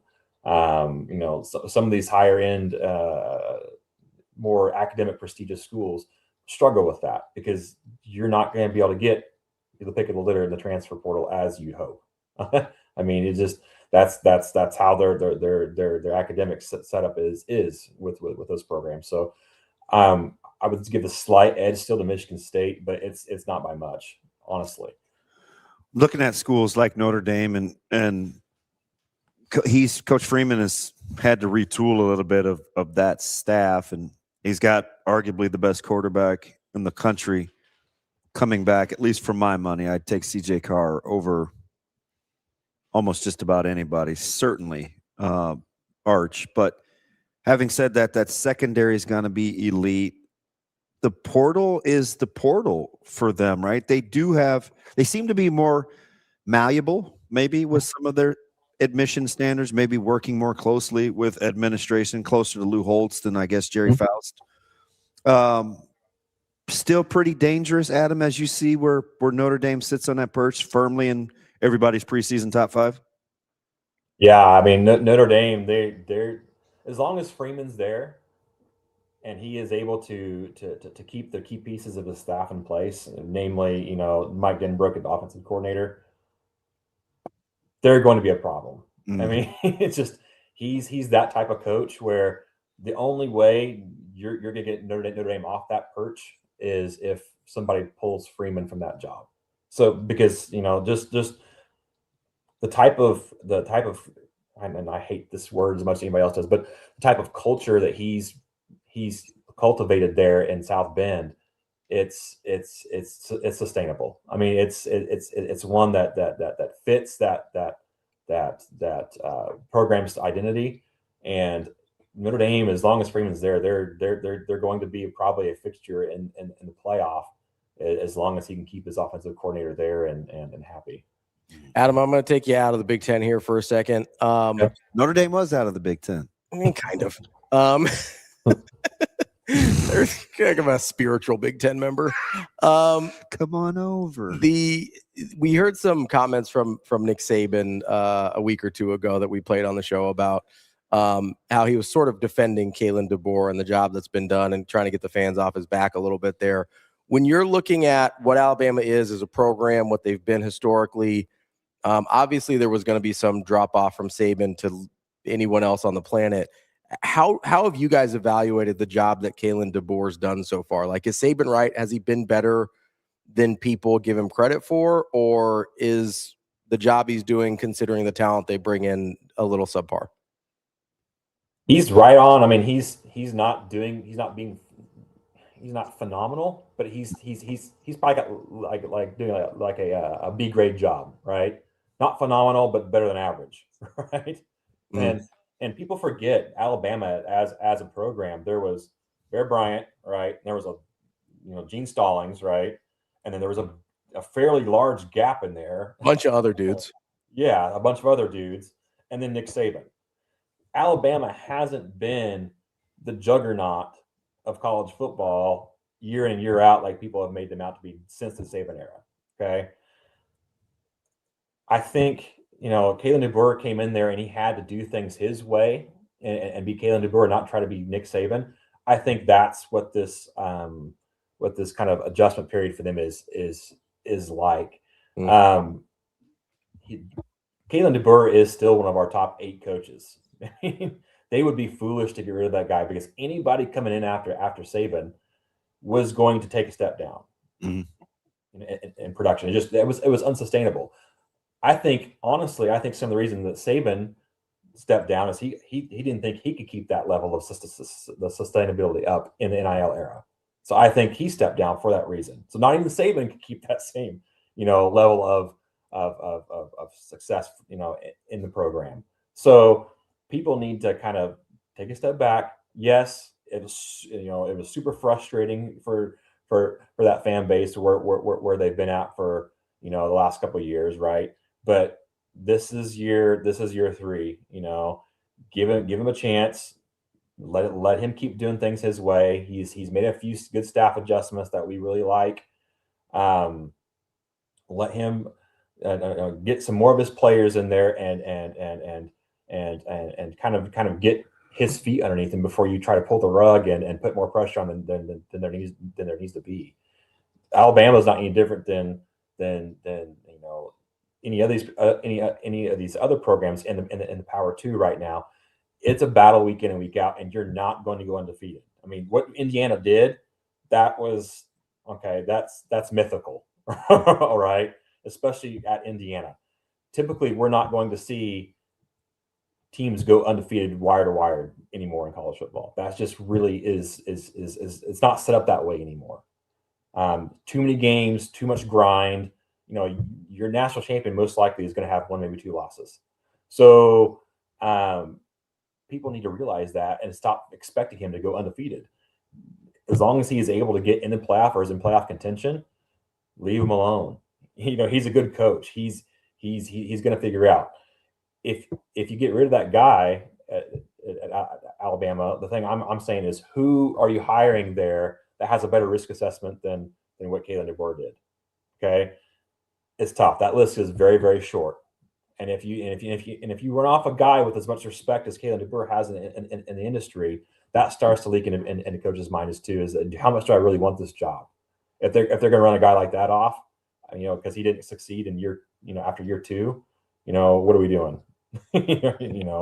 So I think Kalen DeBoer is fine, and he, after this year, if he doesn't come out this year and meet expectations, then maybe next year is when you start talking about year 4 is what we try to coach athletic directors and our clients of, is give a guy the minimum 3 years and at least 4 years before we even start to evaluate what he's doing. Signetti is a unicorn. Don't chase that unicorn because you're not going to catch it. Most likely you're not. So stay the course, evaluate after 3 or 4 years, and then if a decision needs to be made, make it then. Because you keep, like I said, you keep smashing that reset button, and it's harder and harder and harder for the machine to come on. Let me ask you something. I get the sense, and I've never pinned you down. I think I may have liked Fish more than I think you guys did. I'm watching Washington close. D. Will was the guy at the quarterback spot I was super high on last year. I don't know if underachieved is the word, but not quite what I expected, especially looking at the draft this year.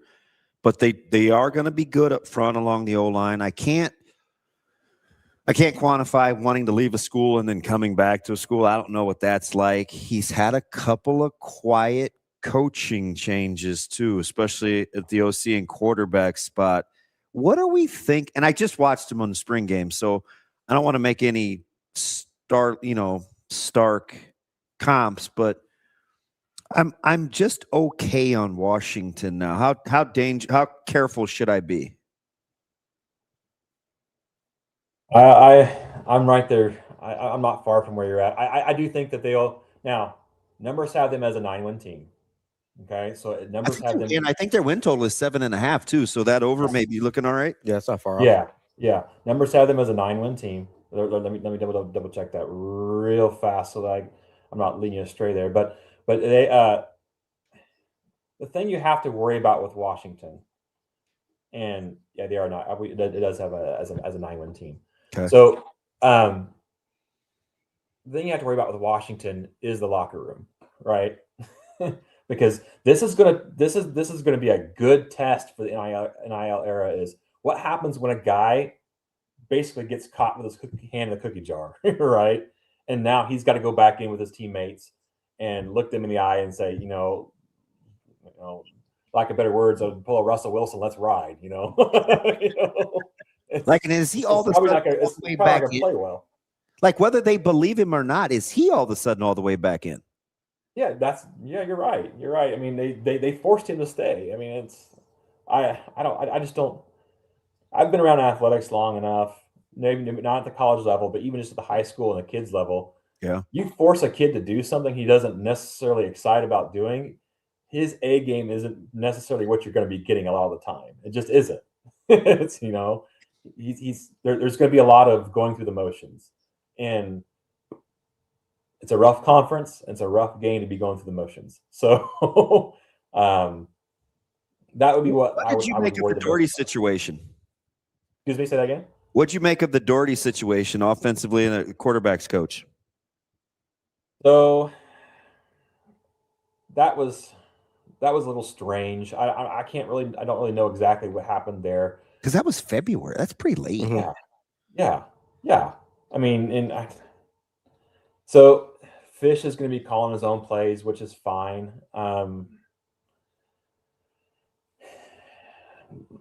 Like I said, something strange happened there, and that's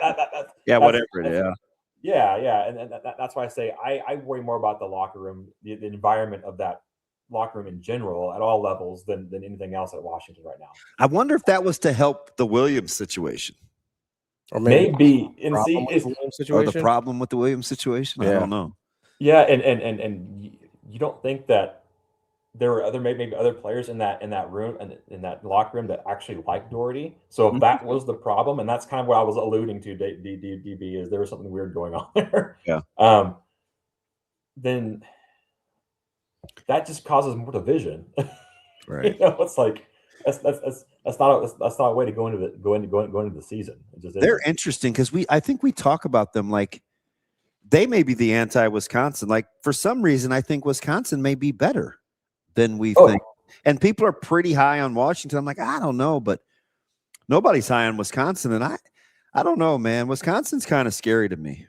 We got them win 9 games. I am not surprised. Listen, that was a tough team at the end of the year last year. Yes, they were.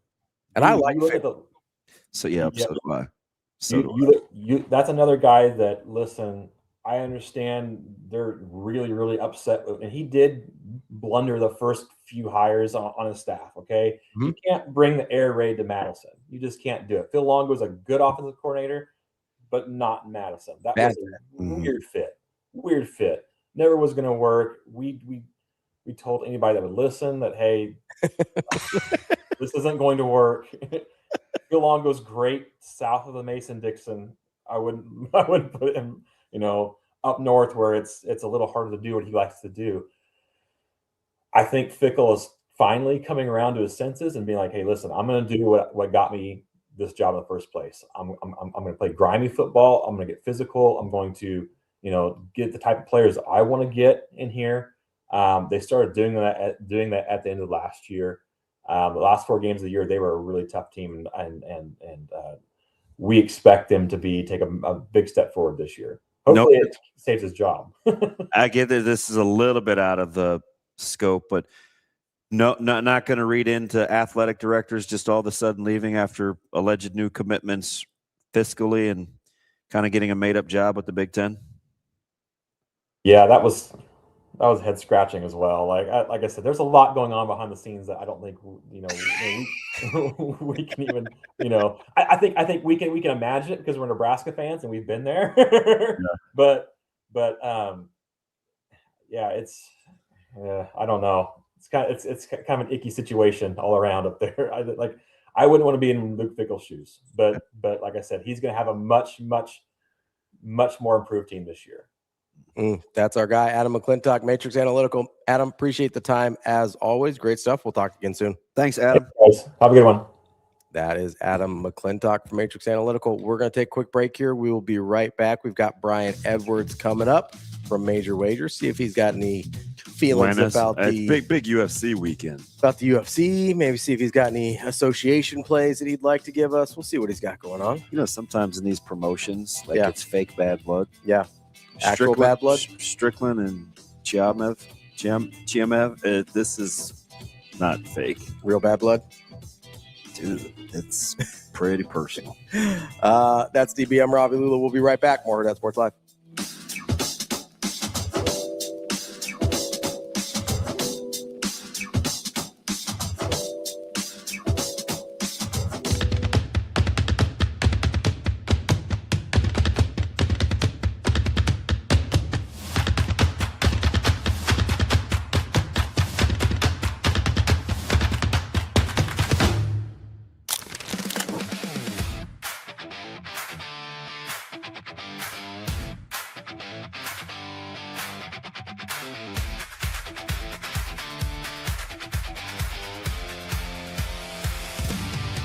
Yeah, Mike's really let us play free and be ourselves when we play, and so I think that really frees us up and honestly just be ourselves, and honestly it shows on the field with all our confidence and everything like that. Yeah, it's been awesome. We all have a great friendship on and off the field, so I think that when we get onto the field and we get playing, we trust each other and everything like that, so it just brings us together and we're able to be ourselves, as I said before. Definitely winning a regional and making it to a super regional for sure. We were so close in 2024, and I think this team is really, really, really good. So I think there's a really good opportunity that could happen.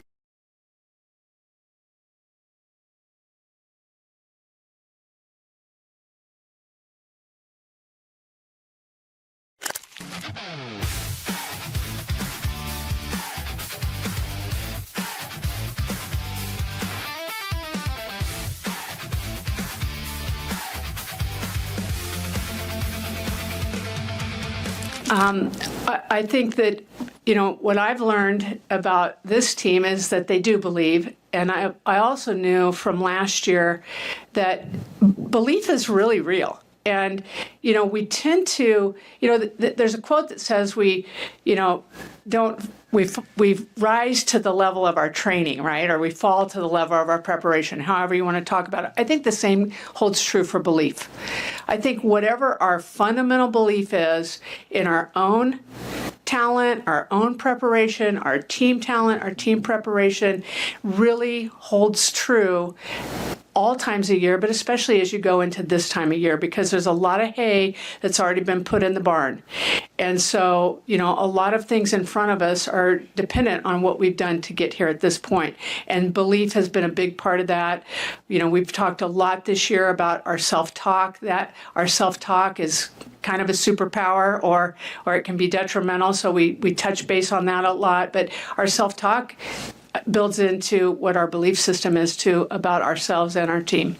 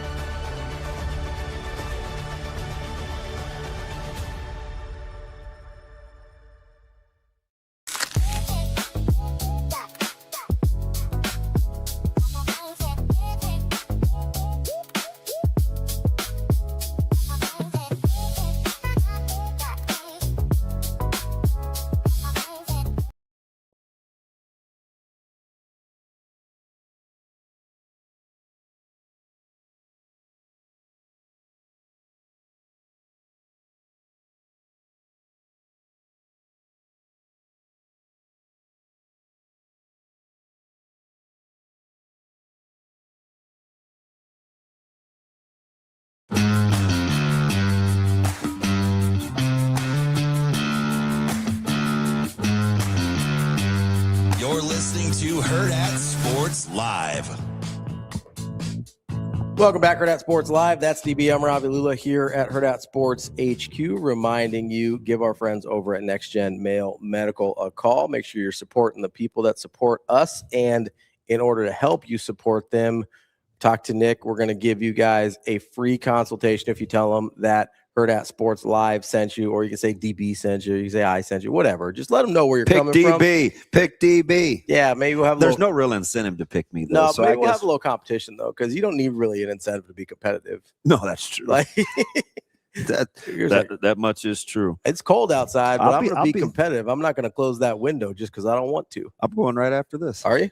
Yeah. Oh, yeah, it's no, are you back on Thursdays? What happened? I couldn't go yesterday because I had to meet my mom first, and then I had to meet AA Ron. All right, I'm just saying, you're back off your days again. No, but it's only for this week because you're only a day off, so you can go back. I can go back to Wednesday. Well, you need to go back to Next Gen or go to Next Gen for the first time if you haven't before. 402-614-9700.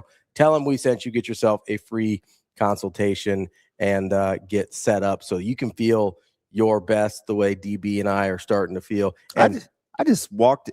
I don't know what I was thinking. Mm-hmm.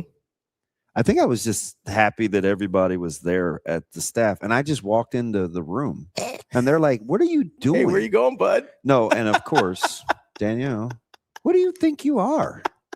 I was like, "Hey, my bad. Hey, whoa, hey, my bad. I just shoot. That's all." She goes, "You just got here. It's okay if you wait 60 seconds." That's like, wow. That's totally on me. Totally on me, D. And I'm going to start telling you guys that, I was talking to Nick. There's some new peptides coming back on the market too. So there's going to have some. After the whole administration. Yeah, after switch. the administrative changes, there's going to be some peptides coming back on the market here that he was telling me about that I'm Why does he give you the good stuff? I like find out. He said he's because if it's pushing the envelope, I'm probably not passing any drug tests. I want to know. Yeah, I'm not getting I don't think there's any screenings for my rec tennis league that I'm in. I think it's going to be okay. Like you're all giddy. I am. Listen, I like trying new stuff. I do too. Yeah, you get it. Yeah, I don't even let me fool you. You get it. Ooh. How's this gonna work? Does it work? Yeah, I was like, "Ooh, what's this one gonna do?" Last week, I don't even remember what it was, but there were like 5 needles. That's like a different version of the burger joint, right? Like, yeah, maybe that's why my eye is watering. No, it's because you're holding in sneezes. That's not. Now, did you see Steve's tweet?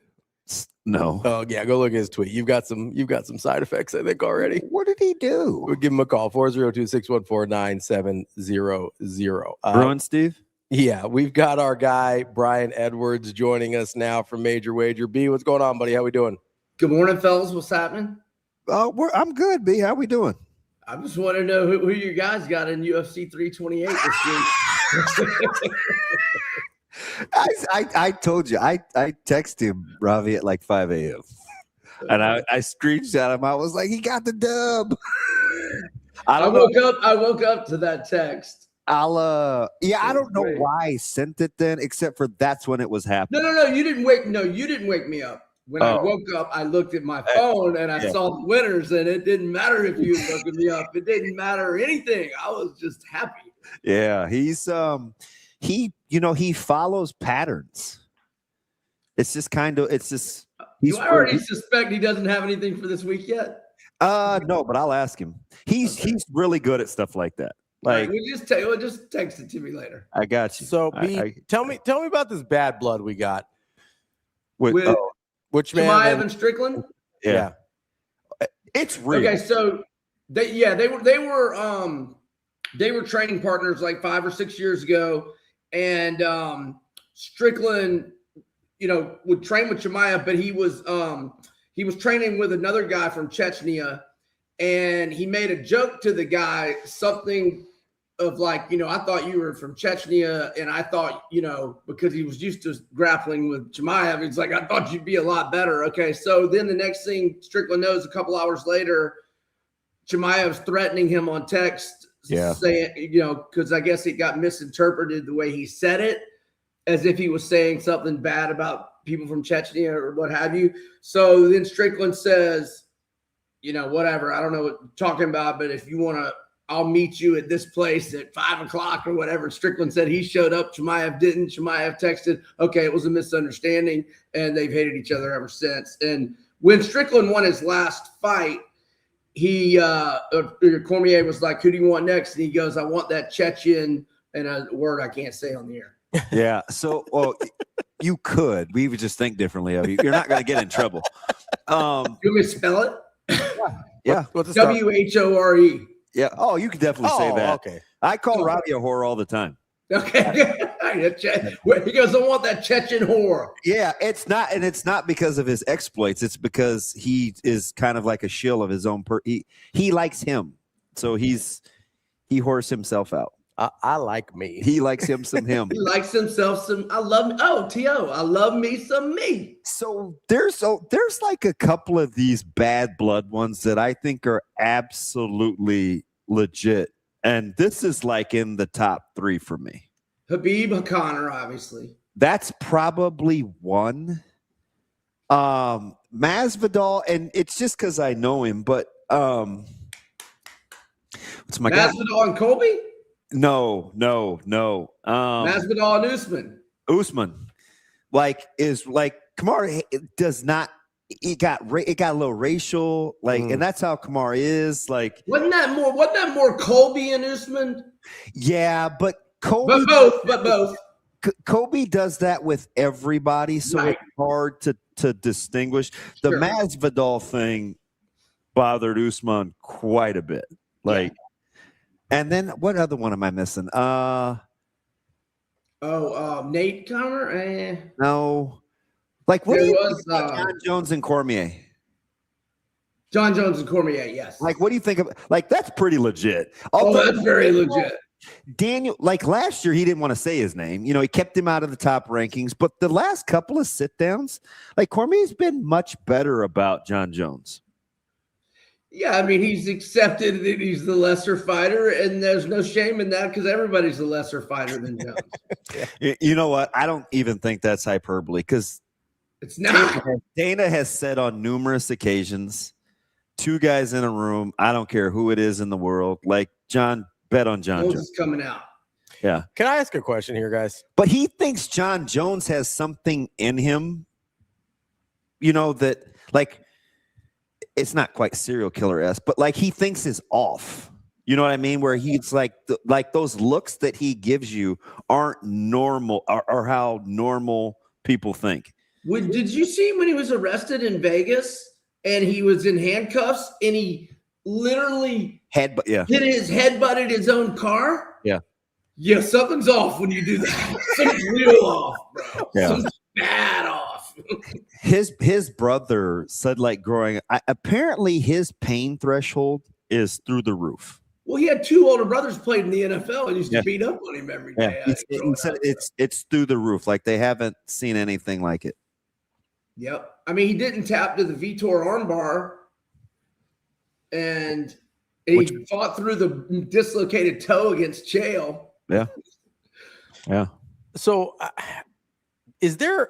I'm sorry. I'm you a little, don't like John? No, I'm a little UFC ignorant here, so I'm trying to ask for a comp here because, John Jones obviously when he actually fights is phenomenal, right? The best ever. But is there another guy that? Is there a comp in another sport where we take his prowess and don't even he's fought twice since 2020, he's basically beaten everybody. But is there another guy that because he's 2020, he's still in his prime, right? Is that fair? Yeah. Yeah. Is there a guy that basically just stopped middle of prime and his career's basically been over since then? I know he's fought twice. Jim Brown? Brown? Give me a different sport. Give me a different sport comp. Jim Brown? Barry Sanders. And Jim Brown, 29. Cool. Yeah. Jim Brown's a good one. I don't like Jim Brown as much as most, but again, that's not my era. But Is there anybody where the departure was not so early? Was not voluntary? Because the John Jones stuff is self-inflicted. That might be where Jim Brown. Well, John Jones just didn't want. He got mad at the money. got mad at the money, but he also like wasn't able to I fight. know. Come on now. He dodged Ngannou. Come on. Yeah, David's look, I will acknowledge Jones' greatness, but David's an apologist for Jones. Where's Aspinall now? He would not give Reyes a rematch. My eye. You know, come on now. He dodged. He wanted Stipe to be 50 years old when he fought Stipe. He pushed the Stipe fight back for like 4 years. Come on now. Damon's a bit of a Jones lover and apologist. I do love John Jones, but he is the GOAT though. He 100%. And I will give him this. Like, a lot of the absences are drug related, not like. Well, yes, there's that too. What is he's suspended 3 times or twice?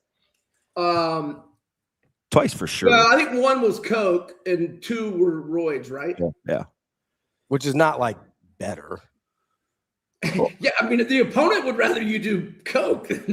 I don't know, man. John Jones on coke might be scarier than John Jones on steroids. I think he was on a good amount of blow when he headbutted that car. I think he's on a good amount of blow every time we see him on camera when he doesn't want to be on camera, like when he's partying. Like, yeah. Oh, but we'll give Jones credit on this. When he was coming up, though, he's only fought twice in 6 years. When he was coming up, he was fighting nothing but murderers, and he was active. He would fight Vitor, Rampage, Shogun. I mean, he fought all kinds of former champs. He fought everybody. Cleaned them out. All right, what do we got this weekend, champ? What do we like? All right, I mean, I got to go Chimaev to win by submission, which is plus 105 at FanDuel. And now I know Strickland has never been submitted, but he's never Robert Whitaker had only been submitted once, and that was when he was 20 years old until he fought Chimaev. And I'll go under 2.5 as well, which is anywhere in the 2.5 rounds, that is, obviously. And that's anywhere in the minus 108 to minus 120 range. And then I like a Volkov, who is fighting. He's expensive. Cortez. Acosta. Yeah. And I'm going to do that in a what'd you say? Expensive? I mean, it's the singular. Are you going to tie it with something?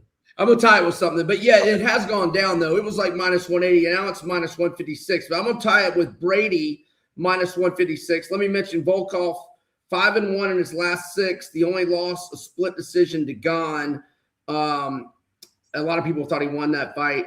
And I'm going to parlay him with Brady, who's also minus 156 against Buckley. And we just saw Buckley struggle against Usman, a superior grappler, and that's what Brady is a grappler. So I think Brady's just going to wrestle his way to a decision win. So Volkov and Brady tied together, that is plus 169 on a 2-leg parlay. Yeah. All right. What about what do we got for the association? Yeah, which I know you got some stuff on DB's boys over here. I got one question. How square of a play was it to lay the 10.5 with San Antonio last night? With a zigzag work to perfection, right?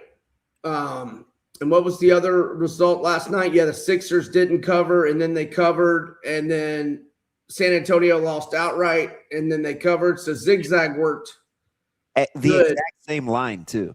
So San Antonio loses outright. It was 10.5. Mm-hmm. It's 10.5 last night. Man, covered easily. Yeah. So zigzag tells us to take the Lakers tonight, and what's the other game tonight? Pistons, Cavs. Yeah. Zigzag tells us to take the Cavs, but I'm not gonna.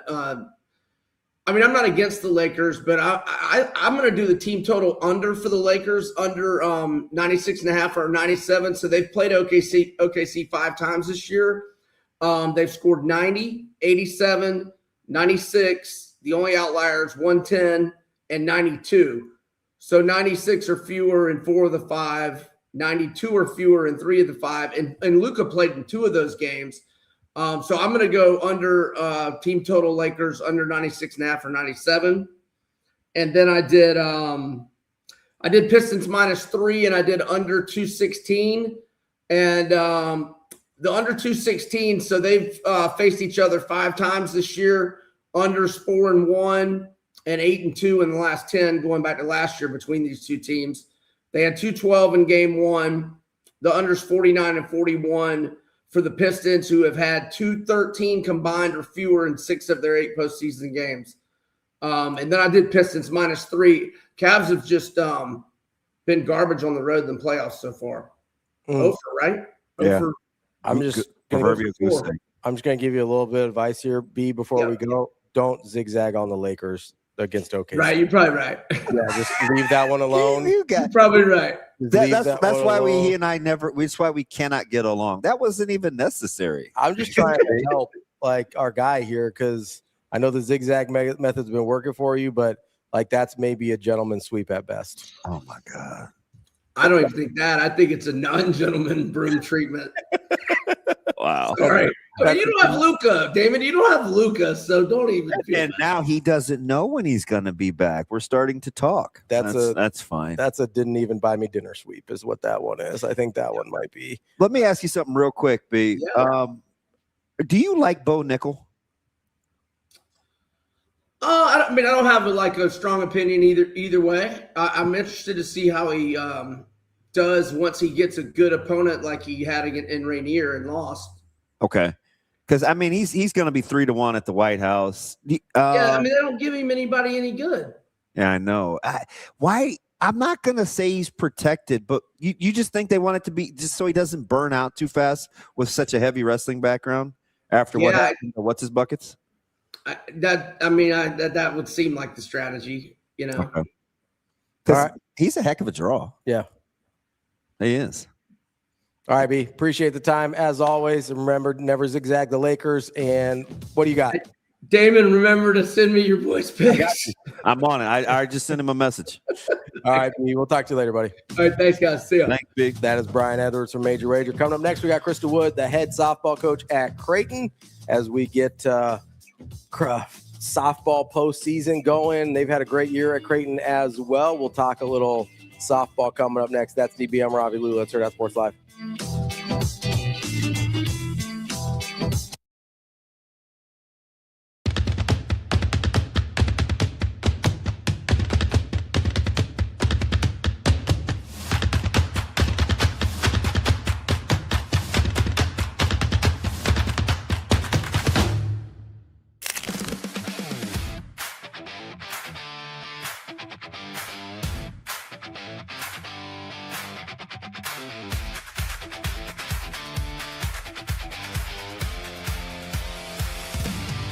Yeah, and we do that on purpose, right? We want to go play the best and challenge our girls. And, you know, I think it exposes weaknesses and allows you to work on what you need to work on. So we'll always do that. And I think it's helped us a lot this year in terms of preparing for conference play. Yeah, we don't do that a whole lot. I don't do that a whole lot. But this is the time of the season that you really enjoy. This is fun. This is what you work all year for. So, and I think they'll do that. I think they'll just go out and have fun and enjoy it.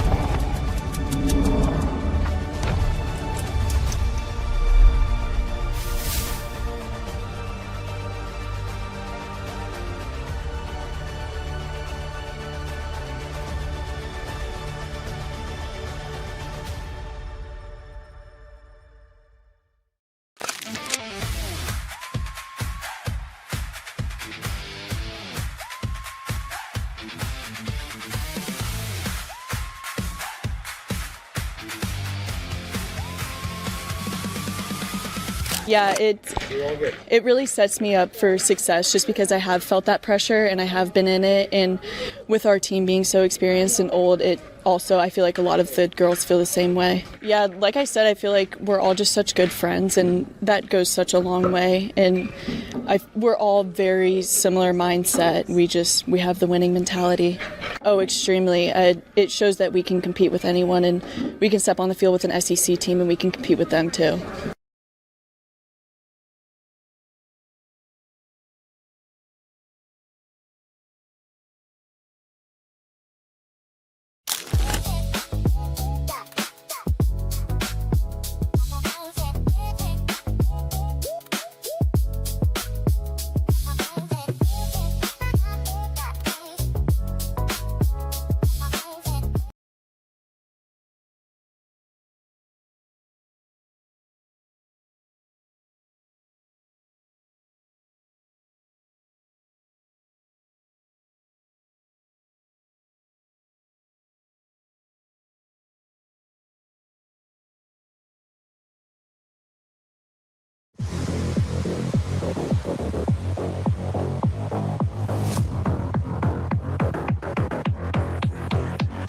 Welcome to Hurrdat Sports Live.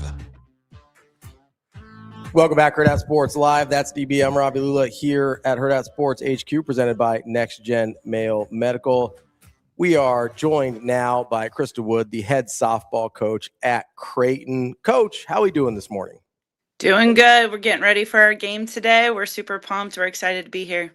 There she is. Look at you in sporting that blue. How are you? I know. Isn't it crazy? Like, doing good, doing good. It's been a long road, but here we are. We're the top 4 up in the Big East at Rosemont, and we're in Chicago playing at the Rosemont Field where Athletes Unlimited play. We're excited. We got UConn first round, so it'll be a battle. I can't tell you how pumped I am. I haven't told the guys the backstory with our relationship, but you can vouch for me though. I've been honking for softball long before it was as popular as it is now. Krista used to run a camp for little guys and gals that we had. It was called Pacific Pals, and I'm just telling you, I don't know where I went wrong, Coach, but like, you've got a Division I program as the head coach.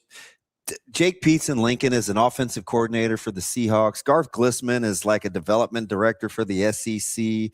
Kenny and Taiwo Anatolu are like doing big things. Like, I can find good people. How come I just couldn't have turned out to be one myself?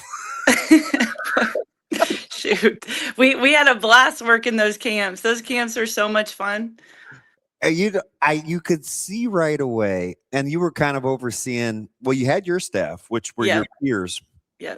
But then she had young people too, like kids. I'm telling you, you could see leadership traits. When did you know you wanted to coach? You know, my dad was a baseball coach growing up, and I kind of grew up on the baseball field, and I was thinking I was going to get my summers off and coach high school and do all that, you know, but here I am. I don't get my summers off because I'm out recruiting, but I just, you know, I love the game. I love being around people. I feel like I'm addicted to building a team every year and coaching them to the best of their ability and trying to win a championship. It's just fun and exciting because every year is a different journey. Every year is different. This is the 3rd program I've been a part of. And it's kind of been a rebuild everywhere I've been. And so there's a different journey and a different story with every place. There's a couple things there. Obviously, I want to get to the rebuild and kind of the turnaround at Creighton, but I have to start with DB knows if there's anybody that kind of rides with Omaha, that's where I'm going to start with somebody, right? So obviously you played at the University of Nebraska, Omaha. And like you said, you thought you were going to be a high school coach. You coached I know you coached for a couple years at different high schools here locally, went off, had all the success at South Dakota State. Why come back to Creighton after you had gotten it rolling up there and gotten that program to a place where you guys were really, really good on a year in, year out basis? Why take the challenge of coming back to Omaha here and take over a Creighton program that frankly had been struggling? Yeah, I mean, I loved my time up in South Dakota. It was great. I mean, Nebraska softball. I mean, you see it with Nebraska. You see it with Omaha. It's hard to pull kids up north, and I think that recruiting to the city of Omaha and what Creighton is building down there was just something that I was like, I think I can really do something with this. The new facility that we have, we're getting a new indoor. It's just a really exciting time to be at Creighton, and I could see the vision of, when I'm at South Dakota State, I'm thinking, I feel like I've done a lot with nothing, and I feel like I've tapped this out in the fact that what we had for facilities and just the climate up there and the league that we were in, I just felt like, I've done a lot. And when jobs come about, it's not always the best timing. Now, if I could have stayed up there for a couple more years and coached those kids, I definitely would have. But when this job opened up, I mean, when coaches come here, they stay. So for me, it was like, this is my opportunity to, jump on board with this, try to turn it around and get this thing really, really rolling. We follow you guys, and we're always looking at rosters and composites, and I'm trying to fit. Well, a lot's changed because, I mean, that was late. That was early 2000s when I first met you. And obviously, you grow into things. When you're recruiting, the rosters, it's eclectic. What are you looking for as you've kind of developed your coaching style, regardless of where they come from? What are you looking for? I mean, we're looking for kids that want to grind, that some kids just want to go to the big flashy who's winning right now, but who wants to put in the work, who wants to get this thing rolling, and who wants to do something that hasn't been done here, which is win a Big East title. And it's not for everybody. It's not for everybody to say, hey, I'm going to take a chance on this team. I'm going to take a chance on this coach, rebuilding this program. But there are kids out there. We have one right now we have a couple seniors that have been here. This is my 4th season, so they've been here for all 4 years and helped us get this program back on the map. We're looking for athletic kids that that obviously value our standards and expectations of what we're asking for in them. How much does the type of kid that you're, I don't want to say forced to recruit, right? You said a lot of kids want to go to the big flashy programs that are winning right now, or going to, Women's College World Series and things like that. Obviously, Creighton's in a different place than that right now, so it opens you up to a different recruiting pool. How much does that actually help kind of the culture that you like to install or instill in your team, where it is, it sounds like you kind of like that a little bit of, I don't know, bootstrapping it, for lack of a better term, where it's like, yeah, we're going to do this the hard way and we're going to be better for it. Yeah, I mean, it's a challenge. I mean, I love challenges. I think it's great. I love being the one, the small team knocking somebody off. Like I said, it's not for everybody. It's not for everybody. So, but I mean, here at Creighton, I feel like we can offer everything now. I mean, we can offer a great academics, get a Creighton education. We have great facilities. We have everything that you need, and we run our program like an SEC program. We play in the Big East. I think the Big East is super competitive. So we get all those things at a smaller level. And if you want to do something like that, I think it's a great opportunity. Coach, I'm dying to know, what was the relationship pre-existing between bringing Garrett on staff? Like, I get the prowess at UNI, and maybe you're like, oh my God, these guys can really rake. But like, where did walk me through what you were looking for when you were putting your staff together? Yeah, so I mean, we hit the long ball up at South Dakota State. That's kind of what we did. And so I was looking for somebody that I knew came from a program where they could rake, they could produce an offense. This year, we're not maybe hitting quite as many home runs, but we're top in the nation for stolen bases. We run the bases really well. I think we broke a school record for that, and I think we're going to break the Big East record for most stolen bases in a year. I think we're at 122 right now, which was in the top 3 in the nation at one point. But so we have a good combination of power and speed, but he does a great job of preparing our kids for competition, so series. He does a great job of figuring out what the best preparation is moving into each series and how we're going to attack these pitchers, which shows that we've broken our runs record 2 years in a row. We broke the doubles record. I mean, we're doing a lot of good things offensively, and I still think there's some great players still coming here that we're going to continue to keep pushing that number up. Speaking of great players, obviously your team got recognized with 6 on the All Big East teams. You got Pearson and Mayhew getting individual honors as well. As you're either recruiting these players or developing them kind of through the system, obviously Mayhew is a freshman, so it's not more of a recruiting story there. What are you looking for? Are you looking for people you're like, hey, I think they can be all conference, or are you looking more kind of generally at an athletic profile? Well, I mean, like Ashton Pearson's a great example. I recruited her up to South Dakota State, and she said, it's too far north. I can't go that far.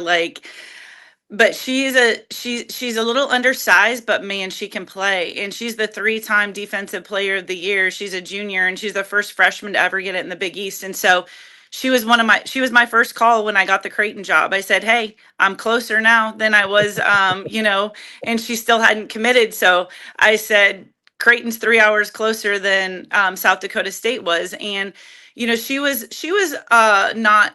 under recruited just because of her size, but she plays big, but she's small. So, I mean, just having 6 kids on all conference, which is the most they've had in the last 10, 15 years is awesome to show that all this hard work and the kids that we're bringing in are really making a difference. Coach, you've always, as I've known, again, 20-some, you're so competitive. Like, how quickly did it take your team to see? I know it's in your household for sure, but how quickly did it take your team to see, like, okay, like the standard is gonna be the standard just because of how you approach like your own life? Yeah, I mean, when I came in, I think initially everyone's like, just because I'm standing in the third base box over there that we were going to win, it's like, okay, we got to start to get to work here. And what does that look like? And it took, a full year really honestly to kind of lay that foundation and culture of, when we were up at South Dakota State, we won because of these things and how we put these things. But I did realize being the third program that I've taken over, I wasn't so much concerned about winning in year 1, but more like laying the foundation and culture of what it takes to be that team and those players. And so if you look at my record, we didn't win more than we lost in year 1, but in year 2, 3, and 4, we've made the Big East tournament, been in the top 3 in the championship game last 2 years, and hopefully we win it this year. But I think doing it that way, I learned from my first school to my second school. I was so wrapped up in wins and losses early that we didn't win quite right away. So I said, at Creighton, I'm going to do it a little bit differently. I'm going to just really try to instill what it takes and not really care about wins and losses at the point. Now, I am competitive, yes. So it was hard, but I knew that was the right path to take. Coach, when I'm always curious about this, right? Because I think that is the right path to take. Obviously, you're coaching at a much higher level than I ever did, but when you're like going through the process of getting the head coaching job at Creighton, like, do you tell the people in the room, you're like, hey, we may not win a lot year 1? Like, is that something or do you want a little closer to the vest? You definitely ask, what are your expectations in the first, couple years? You ask that because if it is win, we got to approach this differently. Mm-hmm. And so, you'll see, we do have a couple kids out of the portal, but they're young kids out of the portal that we can develop and that we can continue to help them grow and make us better. I mean, we got a kid right now playing second base that made all conference that was at Oklahoma State last year and didn't really get an opportunity. And this year she's leading our team in hitting and first team all conference. So she's a sophomore and we get her for 2 more years. So we're not just grabbing kids out of the portal for a quick fix. We're grabbing kids to develop. Everybody's programs, especially as competitive as it is. We talked to Coach Ravel and Coach Hurd, who I think the world of, and you know my affinity for you, where it's so competitive within the state with the quality talent. Does that shape kind of where you want to centralize, or do you like the roster kind of as is, where, you know what, I trust our development, I trust our I trust our eye for talent. Like, we're going to find whomever wants to be a part of what we're doing. Are there specifics?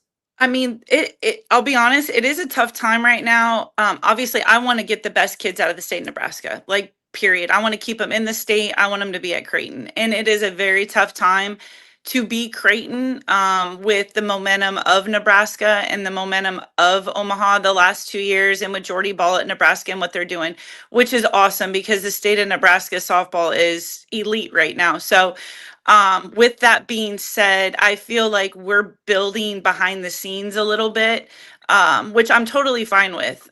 They have the momentum. They have some great players. But I will tell you here, we have some very, very good recruits out of the state of Nebraska coming here in the future. And I feel like we have gotten some of the best kids coming in the future in 26 and 27, and we'll continue to go in 28. But I want kids that want to be here. I love Midwest kids. I think the Midwest mentality is where it's at. But I mean, you always have to think outside the box a little bit. I mean, you really do. I mean, there's only so many kids and there's a pool of so much, but right now, I mean, I would say Nebraska in Omaha in my first couple of years probably did beat us out of some recruits early, but I feel like we're right on their tails at this point. Literally, with the way that you played Omaha this year, I think 3 runs separate the 2 games. It has been a joy to watch as you get ready for the conference tournament. You're playing at a high level at the right time. What's the scouting? What are we trying to accomplish right out of the gates with what you think you're getting in your opponent? Yeah, UConn's tough, man. We had a really, really tough series with them at UConn. All games could have went either way. We lost 11-12. We beat them in game 2, and they beat us 4-2, which it was 1 hit with a single that scored 2 runs. Otherwise, it was tied going into the 7th. They can hit the long ball. They're a powerful team. So we're playing here, not that you know this, but at the Rosemont field, the fences are a little deeper than our typical field. So we're 210 down the line. They're 220. It's 230 to center here, where we're 220. And so I think that's an advantage for us, just because we don't quite hit the long ball as much as UConn does. So we really want to get the ball in the gaps out here and really run, because I think we're fast. And we want to take some extra 60s so that we don't have to string 3 hits together. We just got to get 1 hit and a stolen base and another hit, and we've got to run. So it's going to be a big game. Our series was probably the most heated series of the year. And so we said, they may have won this battle, but we're going to win the war at the conference tournament, because we know that we were probably going to face them being the 2 and us being the 3 seed. I'll give you a chance to, we've talked about a couple individual players, but we talk about recruiting and kind of what you're looking for. Did you expect the kind of start and finish that Audrey Gilman had at such a young age in this conference?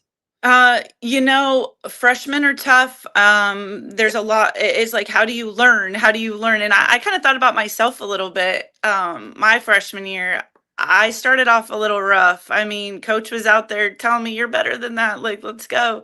But she's done a great job of really figuring it out and how to move the ball around. And I think early in the year, we were walking too many people. We were pitching around. We were given too many free bases. And she's realized now, like, hey, I can pound the zone a little bit, make my stuff work, and she's got a little bit more confidence moving forward. Getting first team all conference as a freshman pitcher, I mean, that's a great accomplishment. Do you handle at all, especially with the freshmen, anything any differently in the tournament format? I know you guys have been pretty successful. You know, you mentioned making championship games last couple years, but it's a very kind of different atmosphere than what they've experienced all year long, especially with the freshmen. Do you approach anything differently? You know, I mean, I feel like our series this year have been really, really intense, whether it was at Butler, at UConn, even at home. I mean, and playing Nebraska at home and Omaha, I feel like we've done a good job of preparing our kids for these moments.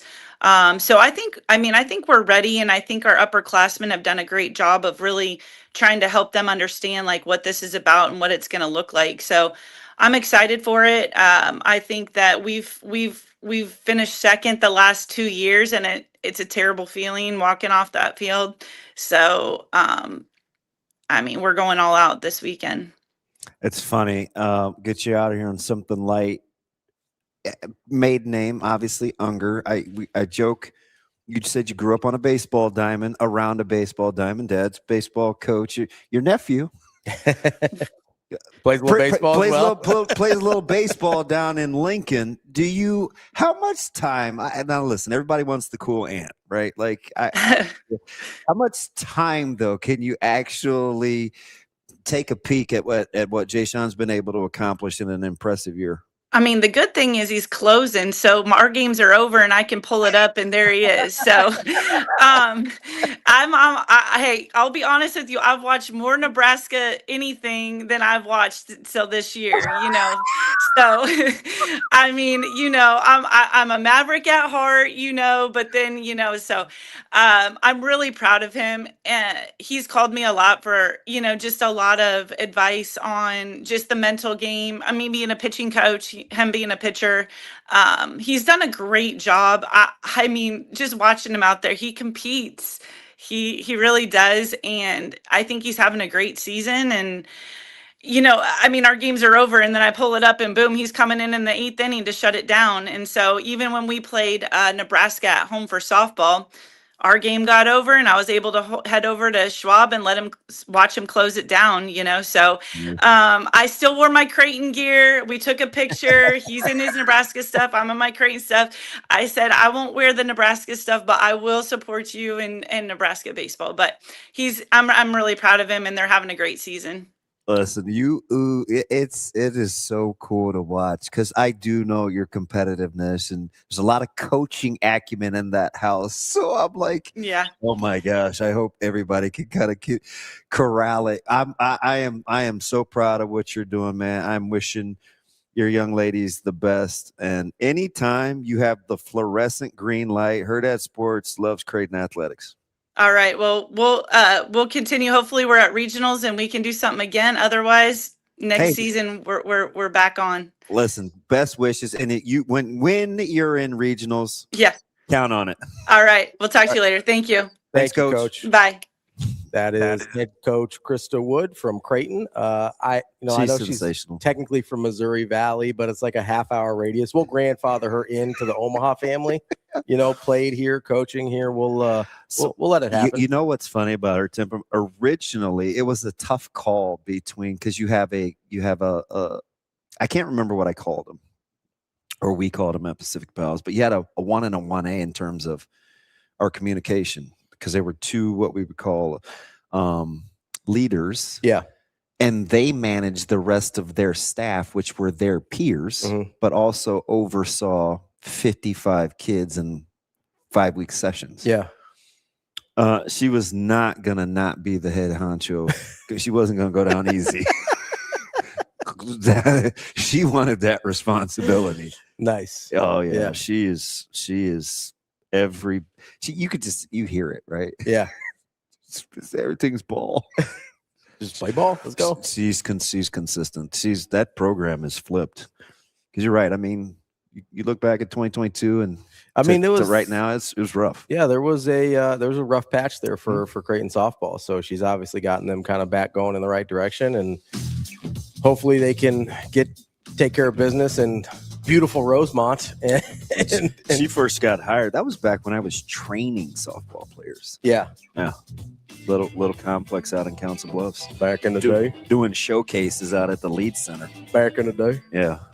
I don't know, man. It's come softball has come so flipping far so fast. Yeah. It's unbelievable. It was great talking to Coach Wood, and best of luck this weekend to Creighton softball in Rosemont. Speaking of softball, though, we're going to talk a little Nebraska softball with Jessica COODY. They're starting their conference tournament off today as well, so we will get to that right after this here on Hurrdat Sports Live.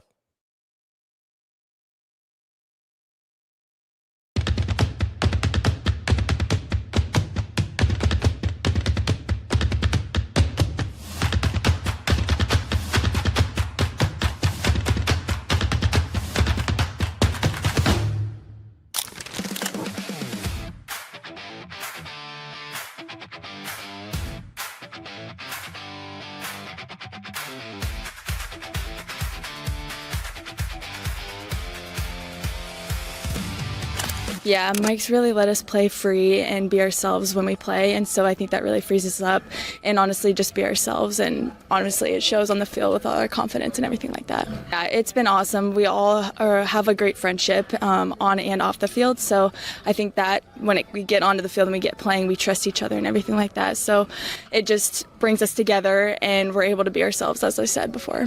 Definitely winning a regional and making it to a super regional for sure. We were so close in 2024, and I think this team is really, really, really good. So I think there's a really good opportunity that could happen.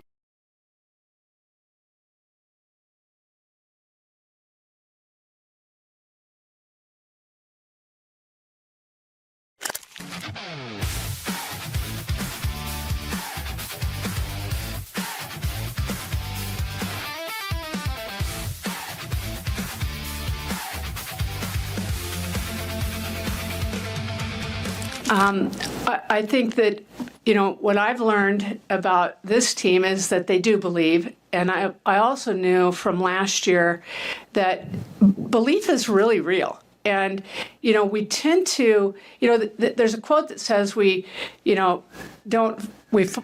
rise to the level of our training, right? Or we fall to the level of our preparation, however you want to talk about it. I think the same holds true for belief.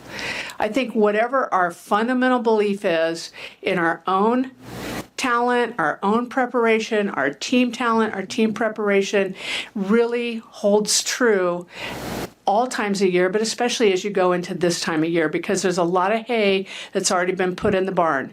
And so, a lot of things in front of us are dependent on what we've done to get here at this point. And belief has been a big part of that. We've talked a lot this year about our self-talk, that our self-talk is kind of a superpower or it can be detrimental. So we touch base on that a lot, but our self-talk builds into what our belief system is too about ourselves and our team.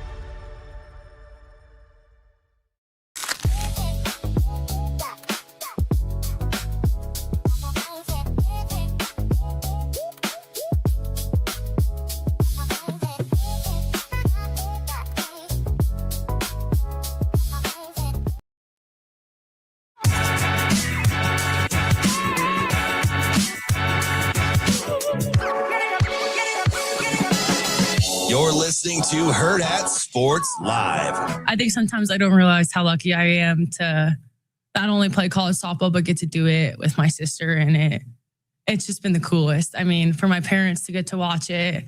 And I think now that I'm in my final year, I finally kind of realized like how cool this is for both of us to be on a team like this, play at a program like this, and just get to do it together. I mean, I probably couldn't have imagined it any better.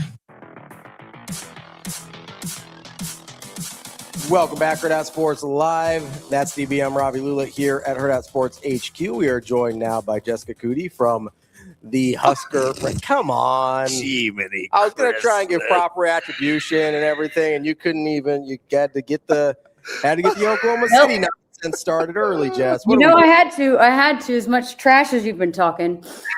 Who's talking trash? Here we Who's go. talking trash? You know? You know how I roll. You I don't know why you're surprised. That's 100% true. I hate this Lakers team, so it's hard for me to even stomach like a competitive rally conversation. I might just have to take this one on the chin. Oh, I don't think you have to worry about this series turning competitive anytime soon. Well, whose side you on? I'm just on the side of reality here. He's on the side of facts, is what he is. Yeah, like that's not great. That's not. You don't have to worry about anybody rallying anything in this series. Oh boy! Do you at least want to see the Lakers get healthy a game or two? Like, would you like to see Luka back? You're like, it doesn't matter. It doesn't matter. Even if Luka's back, we'll still win. Okay. Who is your favorite Thunder though? Is it SGA? I really like the whole team, but yeah, probably. I mean, he's been so loyal, and you know, when he got there, the team was bad, you know, and he's talked about that, and I think it was really hard for him. And then, you know, the way that Sam Presti built the team once Russ and KD left, they were kind of in shambles, and he had to rebuild from the top up or the bottom up. And you know, he built the draft picks, and everybody's like, what are you doing? I mean, there were some people that are like, Sam Presti needs to go. But I mean, he's such a genius, and it took a while, and he just had to be patient. And it started with SGA, and you start building the pieces around him. And, you know, he could have left. And while, you know, the same thing with the other players, you know, James Harden left. And I know that was a hard decision for him. But, you know, and then Kevin Durant just ripped the hearts out of everybody in Oklahoma City. And it just was. Russ stayed, and he still gets a loud cheer every time he plays in Oklahoma City. But KD is booed. James Harden is booed. I think Steven Adams, I think, is cheered because it was just like a trade deal. But there are very few of the ones that, you know, basically left because of their own choices. They get booed. But, you know, it was tough times, and SGA really helped turn things around. So it's hard not to be sentimental in that fact. And I know you can say what you will about his game, but in terms of Oklahoma City and the fans there, I think there's a different kind of appreciation for it other than his game and being in the MVP, is that he helped establish the foundation to rebuild to be where they are today. Okay, I got to ask here, because what's the beef with James Harden? He got traded. That's not on him. No, but he wanted to. I mean, behind the scenes, there was conversations that he just wanted to get paid. They were like $8 million apart, Sam. Like, pay the man. What are we doing? I mean, and I think he did want to, as much as he said he liked the role off the bench, I think he wanted to be the star, you know?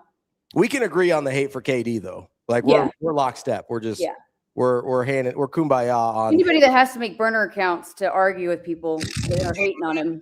Well, it's not just that. It's just he's wildly overrated. Well, Judge, I mean, we could all be like Ravi. When we want to pick social media battles, we just call other people out. Like, I mean, if you're gonna start fights, do it with your name attached and their name attached, and just see what happens. You know? Yeah, and you know, my thing with KD is like he obviously can't do it by himself. You know, that's right, because Steph Curry dragged his ass to his only titles. We know this. This is a fact. Yeah.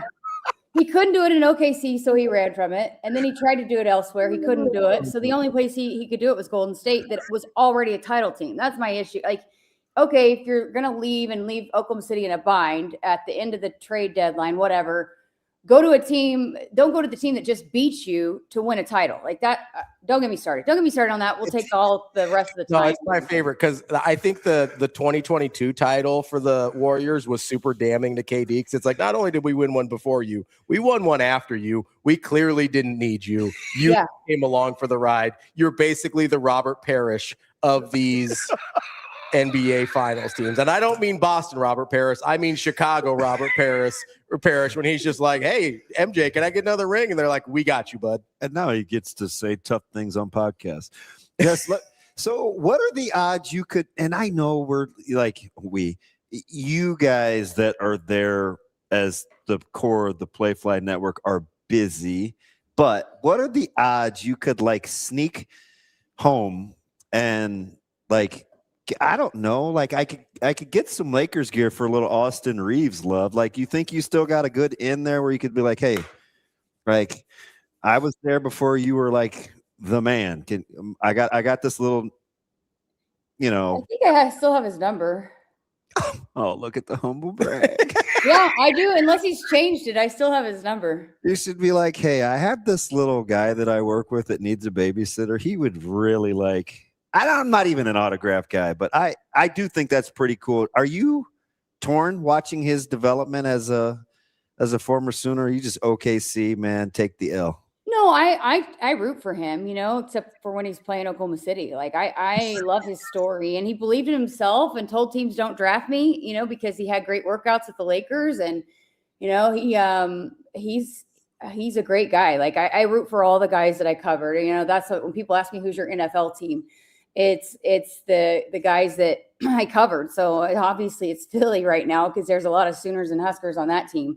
But it's all the guys that I developed relationships with through covering their college careers. I root for those guys to do well for sure. So when Buddy Hield is not playing the Oklahoma City Thunder, I'm a Buddy Hield fan, whichever team he's on. Austin Reeves is the same thing. Like it goes for all. Bryce McGowan's, it's whoever those guys are playing for, I'm going to root for those guys to win when they're not playing Oklahoma City. Is there anything it's the Oklahoma City that's the Thunder, right? Is there what's closest to the Thunder, the Craze back home? Of the what? Of the Thunder. Like it's an OKC town, right? Like it's the Thunder town. Is there anything close? I mean, the Mavs, I guess. Is that what you're asking? Like, no, who in that city do they root for second most after? Yeah, it's like Kansas City. It's like a Chiefs town, or it's not a KU football town. It's not Sooner. Like what? Yeah, it's Oklahoma football, or because they even talked about how when the Thunder came in, it really impacted the attendances of both Oklahoma State basketball and OU basketball. But the OU basketball, it's been pretty bad the last couple of years, and it's just the brand of basketball that's not super fun to watch. And so a lot of folks pretty vocal about getting rid of Porter Moser. I think he's pretty firmly on the hot seat, even though they made the tournament last year and were crazy enough, I think on the bubble, which I don't know how last year, but a lot of people wanted them in, or were wanting him gone last year. And so I don't know. But it's people do not like watching them play. So their attendance is abysmal. And the popcorn machine caught on fire. Did y'all see that? My brother texted me. He's like, the only thing to catch fire in Lloyd Noble Center this season. Okay. What softball? We honk for softball. They're right there in the thick of it. I made the mistake. I thought it was going to be kind of a cool little thing. I was talking about you and your cousin Harley and giving Coach Ravel some insight on how she handled the portal, and she of course got me with a Jess mini scud. Right, I can't get away from you. But yeah, and then she texted me, and I said, well, listen, I don't need handled. The boys need handled. So. Of course you did. That's probably exactly what you said too, isn't it? I did. Yeah. She said, go listen to the last minute of this. And I said, haha, that's funny, but I don't need whatever she said. I said, yeah, I don't need that. They need it. So, but anyways, continue. Shocker. they're not shying away from it. We watched kind of finishing up the clinch of the conference championship, and Penn State, it was a little dicey. Then they turn it on. Like, how do you think they're kind of managing now that the expectations are super close to coming to fruition? They knew that. I mean, I've been talking to players about that along the way. I talked to Hannah Kamenson about that I think that was that quote that you guys played coming into this was from that interview, yep. I believe. But in that interview, we talked about that because, and last week with Alina Felix going into senior day, when they lost to Tennessee, they went into that series, especially when they won game 1. They fully believed they were going to Oklahoma City to the Women's College World Series, and they were so devastated. And they came home and they were mad, and Coach Rivella talked about she gave them a couple weeks and then called them back together. And so from then on, that's the belief that they've had. And going into the non-conference when they opened up the season, boy, they had a challenge. I mean, obviously it was the number 1 toughest non-conference schedule, in college softball. And so they challenged themselves. It was a grind. It was a battle, but they knew that they were prepared for that. They were ready to handle it. They wanted to be challenged. And then, I think what impressed me the most is like, you have a team that is rolling, right? And I don't care you can say whatever you want about the competition. I worked at Oklahoma, who has been arguably the most dominant college softball team in the last 10 years, that lost some disappointing games that they weren't supposed to lose. That, that whatever you want to say about the competition, it's hard to win as many games as this softball team has won in a row. And so, and like Oklahoma has, they a couple years, they rattled off this many wins, but they did lose a couple that they weren't supposed to, arguably just because that happens, because teams want to beat you. They might have a magical game that it's their night and it's not yours. And so the fact that they've been able to keep the pedal to the metal and not slip up is so impressive. And I think that, to me, shows you why that they are ready. They've already been handling the expectations. It's not like they're ready for it to handle it now. They've been handling it. And so I think they knew that this is what's going to happen because they've been talking about it since last summer when they got beat by Tennessee, when they thought that they fully believed that they were going to go to Oklahoma City. So I think they've been prepared and they knew that they were going to have these expectations, and they're so mature. I mean, Coach Ravel when we had her on yesterday, was joking, like they're old. And she goes, well, no, not old. They're mature. But she's like, I'm probably going to get some flack for that. But they've got a lot of seniors. 12, they just celebrated. That's a lot for a team. And that's, a lot of times in college athletics, the old teams, quote unquote, win, that's where you want to be. And so I think they're ready to handle it. They've got 2 players, and yes, Jordy is a generational talent, but I think Hannah Core has made a huge difference. I mean, she's been on that stage for 3 years. She's won 3 national titles. I think she's brought some swagger, some belief. I mean, she's more of kind of a loud leader. And so I think those 2 together with where they've been, it's just been a huge elevation in addition to what, the other leadership has been and the other experience. And, I think it was Alina that said it last week about, we played a lot of softball, but we hadn't played it together. And we started to really feel like we were gelling last year going into the postseason. And then we were at our best. But now we've had a year together and we just, we're clicking. And so I think it hasn't been, it's not like just now. I think it started last year when they walked off the field at Tennessee. Let me ask you something, Jess, because you're around it so much. Coach Revelle. I've known her for a long time, and I'm kind of watching this evolution. And you mentioned some of the gals have been around each other a while, some not, but they're so stinking close, right? We listened to Senior Day, and folks were just emotional. And even Coach Revelle, who I used to be deathly afraid of, like I see this side of her, like, oh my gosh, like this culture is legit. Like you can feel their camaraderie, right? Like it just seems like a tight knit group.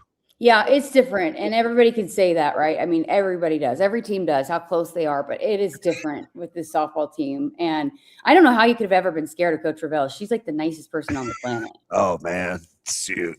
93 was a long time ago, Jess. But with this team, they do a lot of stuff behind the scenes that nobody knows about. They volunteer a lot. And I think that, and not even, that's not even a Coach Revelle or a coaching staff pushing. That is, they do it on their own as a team. They do things like, I forgot what it's called, but they just pour into each other where they just do, hey, like a one-on-one coffee date, or do things for each other outside of, team stuff where they're just one-on-one connecting. So they're getting to know each other. And then I think that leads to, they can call each other out when need be, and they know it's out of love, And so I think it's just, it's different, and they're doing it on their own because they know the importance of it. And that's what, Coach Revelle, I think, has alluded to this whole season, is that she didn't have to say much, because it's such a player-led team, and that's what you want to get to, right? I think that's what every coach wants to get to where you don't have to say much and you just let them be, And I think that's where this team has gotten a lot of it. They talked a lot over last summer. Again, I'm going back to that because that was so important, and they realized, like, this is not just, hey, we're starting in January and getting to where we want to be in January. I mean, this has been a year-long process, and they've done, besides just putting in the work on the field and the cages, it's the things they've done off the field, whether it's, giving back to the community and doing it together as a team or as a group. It's the making the effort to do things one-on-one or in a, just a small group to get to know each other, to connect in a different way. It's just, yeah, it's different. It's different, and everybody can say it, but this team is definitely culturally different than most teams that I have been around in my career. Jess, you mentioned the toughest non-con schedule in college softball to start the year, and you mentioned sort of the level of competition that in the Big Ten as well. How important do you think it was early to establish? I mean, they beat two different number one teams in the country early in the season. How important do you think that was to establish not only, hey, we can hang with literally anybody in the country, but also to set the expectation of this is the type of softball we have to play in order to get where we want to go? Very, very. They needed, but also too, when you're talking about seeding and hosting regional and a super regional, that is vital because, as we know, not a lot of respect to the Big Ten, and they went into it thinking, hey, we're going to go into it maybe one or two in the RPI, and then it's going to fall and fall. But hey, it hasn't, and they kept winning. And I think they kind of knew after that UCLA series that you can't drop very many. And so that has maintained where they are in the RPI.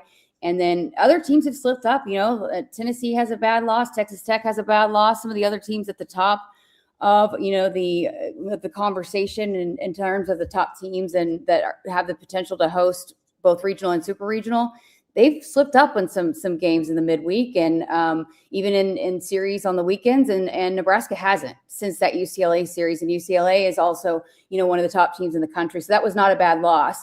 And then they haven't lost since. And so I think they've done their job, what they're supposed to do. And so they haven't dropped any. So they've set themselves up.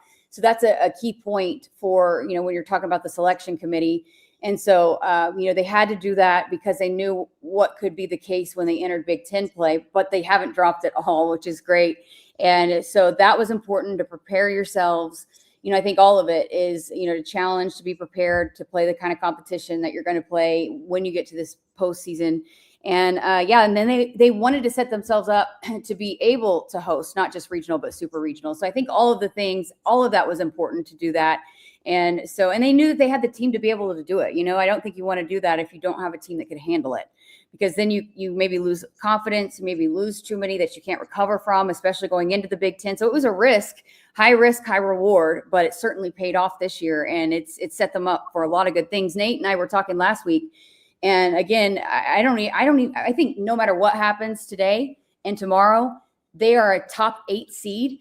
And if they go on and win a couple games here this week, I don't think they fall out of the top 4. That's what we've been talking a lot about here over the last couple of weeks, is they've done enough to secure not only 2 weekends in the postseason, but they might very well be the home team going into the Women's College World Series. Again, they win regional and super regional. If going into Oklahoma City, they very well could be a home team, which would be a top 4 seed, which would be huge. And I doubt we at the radio network could have you gone that long. If it was anywhere but at College Park, were you tempted to get to softball? Well, we just talked about I'm for the postseason. So, I mean, Kyle's going with baseball no matter where they go. So we knew that because we knew for a long time, obviously, that softball is probably going to be home. I mean, So anywhere but College Park. Yeah. what? Remember our experience at college? Like, what? Oh, listen, on that note, that got brought up last night because when Coach Ravel came on, she said, do you want to go before we leave or after? And I was like, gosh, I don't want to take the risk being how nightmare of that trip was to Maryland. So we started talking about that, Kyle and I was like, that was kind of a bad trip for DV from start to finish because you got sick on the bus ride, which is long. It was like 2 hours on the bus. Oh, horrible. So you were a sick pouty baby. Then the next day we go to set up the booth and you bonked your head so hard on the glass that I swear you had a concussion. Then that night you picked the dinner and we go to the the old folks home or the retirement home and you had a bad pick of your dinner. Like you were the only one that made a bad pick. Then the next day and during the game, Caleb has a long run and you forgot who your kid was. You didn't know who your kid was. So, I mean, you had a bad 3 days in Maryland. Probably the concussion, though, to be fair. Oh, I was still shook just from the TV episode, which nobody knows about, because I was terrified to change the channel. Why? Remember, like, Kyle wanted it like on the game. That was yes. There was a back and forth that y'all put me in the middle of. You wanted it on Big Ten. Kyle wanted to leave it on the stadium stream, and so you'd leave and he'd tell me to put it back because it was a finicky remote. So you'd leave. She was telling me how to work it. Yeah. And so you'd leave and he'd tell me to put it back. He'd leave, you'd tell me to put it back. And so I would just do whatever y'all told me and y'all were both getting mad at me. I'm like, I don't know what to do. Was that the one you bonked your head because you didn't realize there was glass there? Yes. And then Caleb had a huge return because he had changed his jersey. And I'm telling you in my mic, yelling in my eye, like, and I was totally spaced out. I was like, what? She's like, so then you're like, you and Kyle are like, who is that? I'm like, it's your kid, bro. That's not even made up. That's about how you had to finally tell me. It was like I was telling you guys, Caleb changed his jersey. And y'all still were like, what? Like, and so then you're like, who is 23? Who is 23? I'm like, it's Caleb. Like, that guy moves pretty good. I like him. How do you not know your own son, bro? Okay, that was then on the TV show the next day, Coach Rhule was like, yeah, I think he's faster than Damon. It's fine. I told Caleb after the game, I was like, your dad didn't know who you were. He's like, that's ridiculous. Show prep. Let me since they got swept, the cold jokes weren't as funny. Like, I felt bad for picking on Kyle being all bundled up, but just kind of a blip in the road. That's how baseball works, right? I mean, you were due for one of those, or did you? Nobody saw getting swept coming, but it's a little more understandable in baseball that, you know what, the bats just went cold.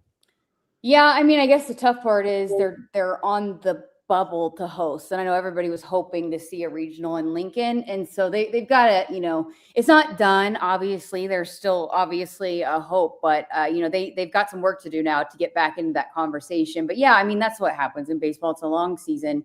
I think every team pretty much every year has, that kind of dip in the road. But yeah, I think it was disappointed to get swept. If you, win the one on Sunday, I don't think it was as abysmal of a weekend, but yeah, that was, I think, a little disappointing. But hey, you got Iowa coming in this weekend, and big chance to get back right, and then finish out the regular season better or hot. And then obviously this team plays really well in Omaha for the Big Ten tournament.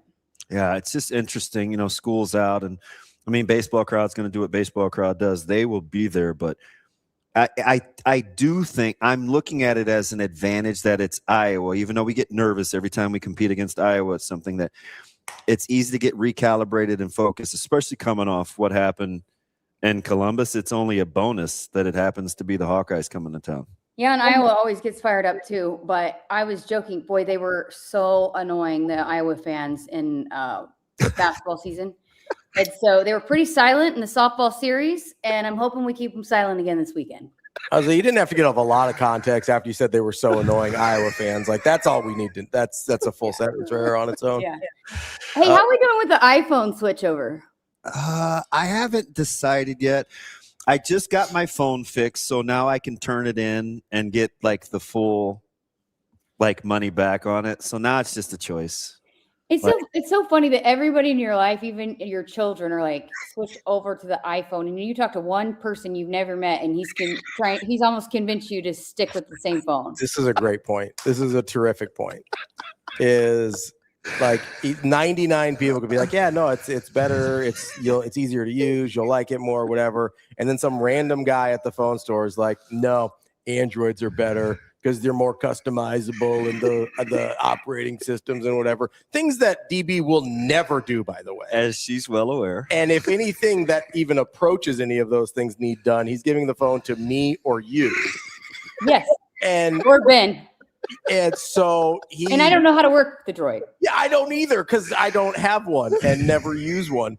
So like that's the best description ever, is everyone in his life that is like, yeah, no, it'd be easier, it'd be great for you. And then some rando, the guy he walks by, tries to avoid at Costco with the T-Mobile is like, actually, Andrews are pretty great. And he's like, son of a bitch, I'm in. I think I want to call and complain about that employee. Oh, yeah. It's like, we didn't know what. Do you realize you don't like? You sometimes send messages like, I'll get them 3 times, or like when you ask for something and I'm like, I sent it. I sent it to you. Oh yeah, like Searles, yeah.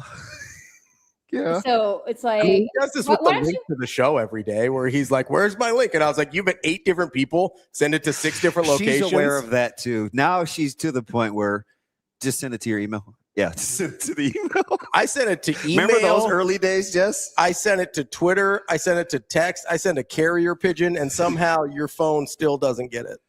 It's fine. Thanks, you guys. Yeah. I feel better about myself. iPhone.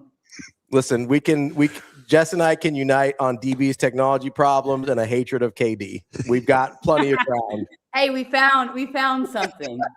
Right. Oh, I was told to ask. I know that Shane is your favorite diminutive producer, but Rico also kind of falls in that category. He wants to know that he's a huge Knicks fan. If the Knicks and Thunder play in the finals, if you can help him out at all. Help him out, like. But you want him to? She want you? Well, I don't even ask her for tickets. You think? No, he said if you go, he wants to go with you. Oh, okay. Like, I mean, I don't know if I would drop $500, but No, those things are expensive. When I went to the Western Conference Finals, they were all right. They were all right if you want to sit in Loud City, which I don't think that view is bad. Mm-hmm. But she was like, no, we got to sit close. We got to sit close. So I don't even. I saw what she when I was looking up at Ticketmaster. I'm like, oh, I don't think I don't want to pay that. Rico doesn't care if he goes inside. He just wants to be. Yeah, he just wants like a road trip buddy. He just wants to be around. Yeah. Or maybe like smuggle. You know what? Back or something. I don't think I could put anybody over Shane, but if I get an OKC border the next time I'm on, he might move up. He can move up to number 2. See, this is what happens when you don't come to work, Rico. Look at him. Consider it done. Do you feel better, little buddy? Bye, Shane. Oh Lord. I was getting there, Shane. I was getting there. Yeah, see, look, hey, Jess, he's excitable. We got chill out, little dude. He's all happy. Hey, Kyle is also rooting for the Knicks. Oh, why? He's East Coast guy. Yeah, that's on the opposite ends of the country still. But he is a Nets fan. So I feel like that's a little bit of He's a Nets fan and he's rooting for the Knicks? Yes. Come on, man. He grew up a Nets fan? Yeah, and he's rooting for the Knicks. He must be like a big 0-2 Jason Kidd guy. He's not old enough to see the finals in New York because it hasn't happened since he was a kid. That's what he told me. Oh, Sonny. Wow. Even big enough to sound like Sonny says it's time to go. Sonny says, we're out of here. It's 10:01. Yeah. Jess, get off the computer. Yeah. Is that all 12 pounds of her? Like, what? Yeah, she's got a vicious bark. Jess, we appreciate the time as always. We'll talk soon. All right. Thanks, guys. Have a good one. Bye, Shane. I told you I'd get there. That is Jessica Coody from the Husker Radio Network. We did talk. You need to be nicer to Shane. Never, not in a million years. What you do need to do is remember that the chase for the conference tournament in baseball returns to Charles Schwab Field May 19th through the 24th. Don't miss the best teams in the Big Ten. Battle it out in Nebraska. Visit big10.org now for ticket information for the Big Ten baseball tournament. We'll be there. We will be there. We're going to hang out, watch some Nebraska baseball. Yeah, come say hello. Hi. Well, come say hi to me. DB will be in a corner hiding somewhere. That's baseball. I'll be watching. I met one of your, I think you know him. I forget his first name. Halixo's dad. Oh, yeah. Yeah, I met him at the Nebraska Creighton game when I went and hung out with our guys at Nebraska Sports Council. One of the nicest people in America. Terrific dude. He is. Yeah. The whole family's good. Yeah, no, they were good. That was the conversation where we were talking about walk-up songs, and there was a group of younger people ahead of us that were unfamiliar with Poison by Belle Biv DeVoe. They were like, wait, what's that song? And I was like, oh, my God, your children.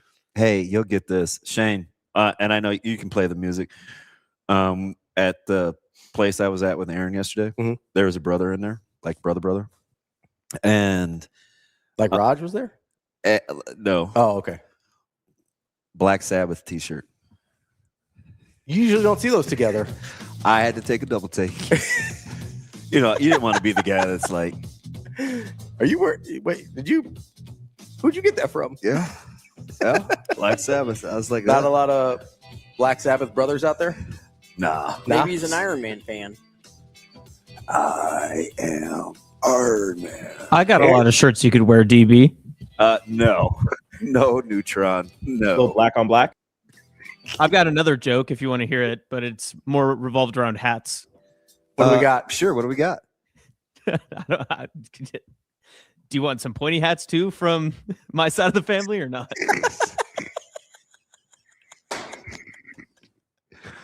No, I like to be able to see. Those slits don't work for me.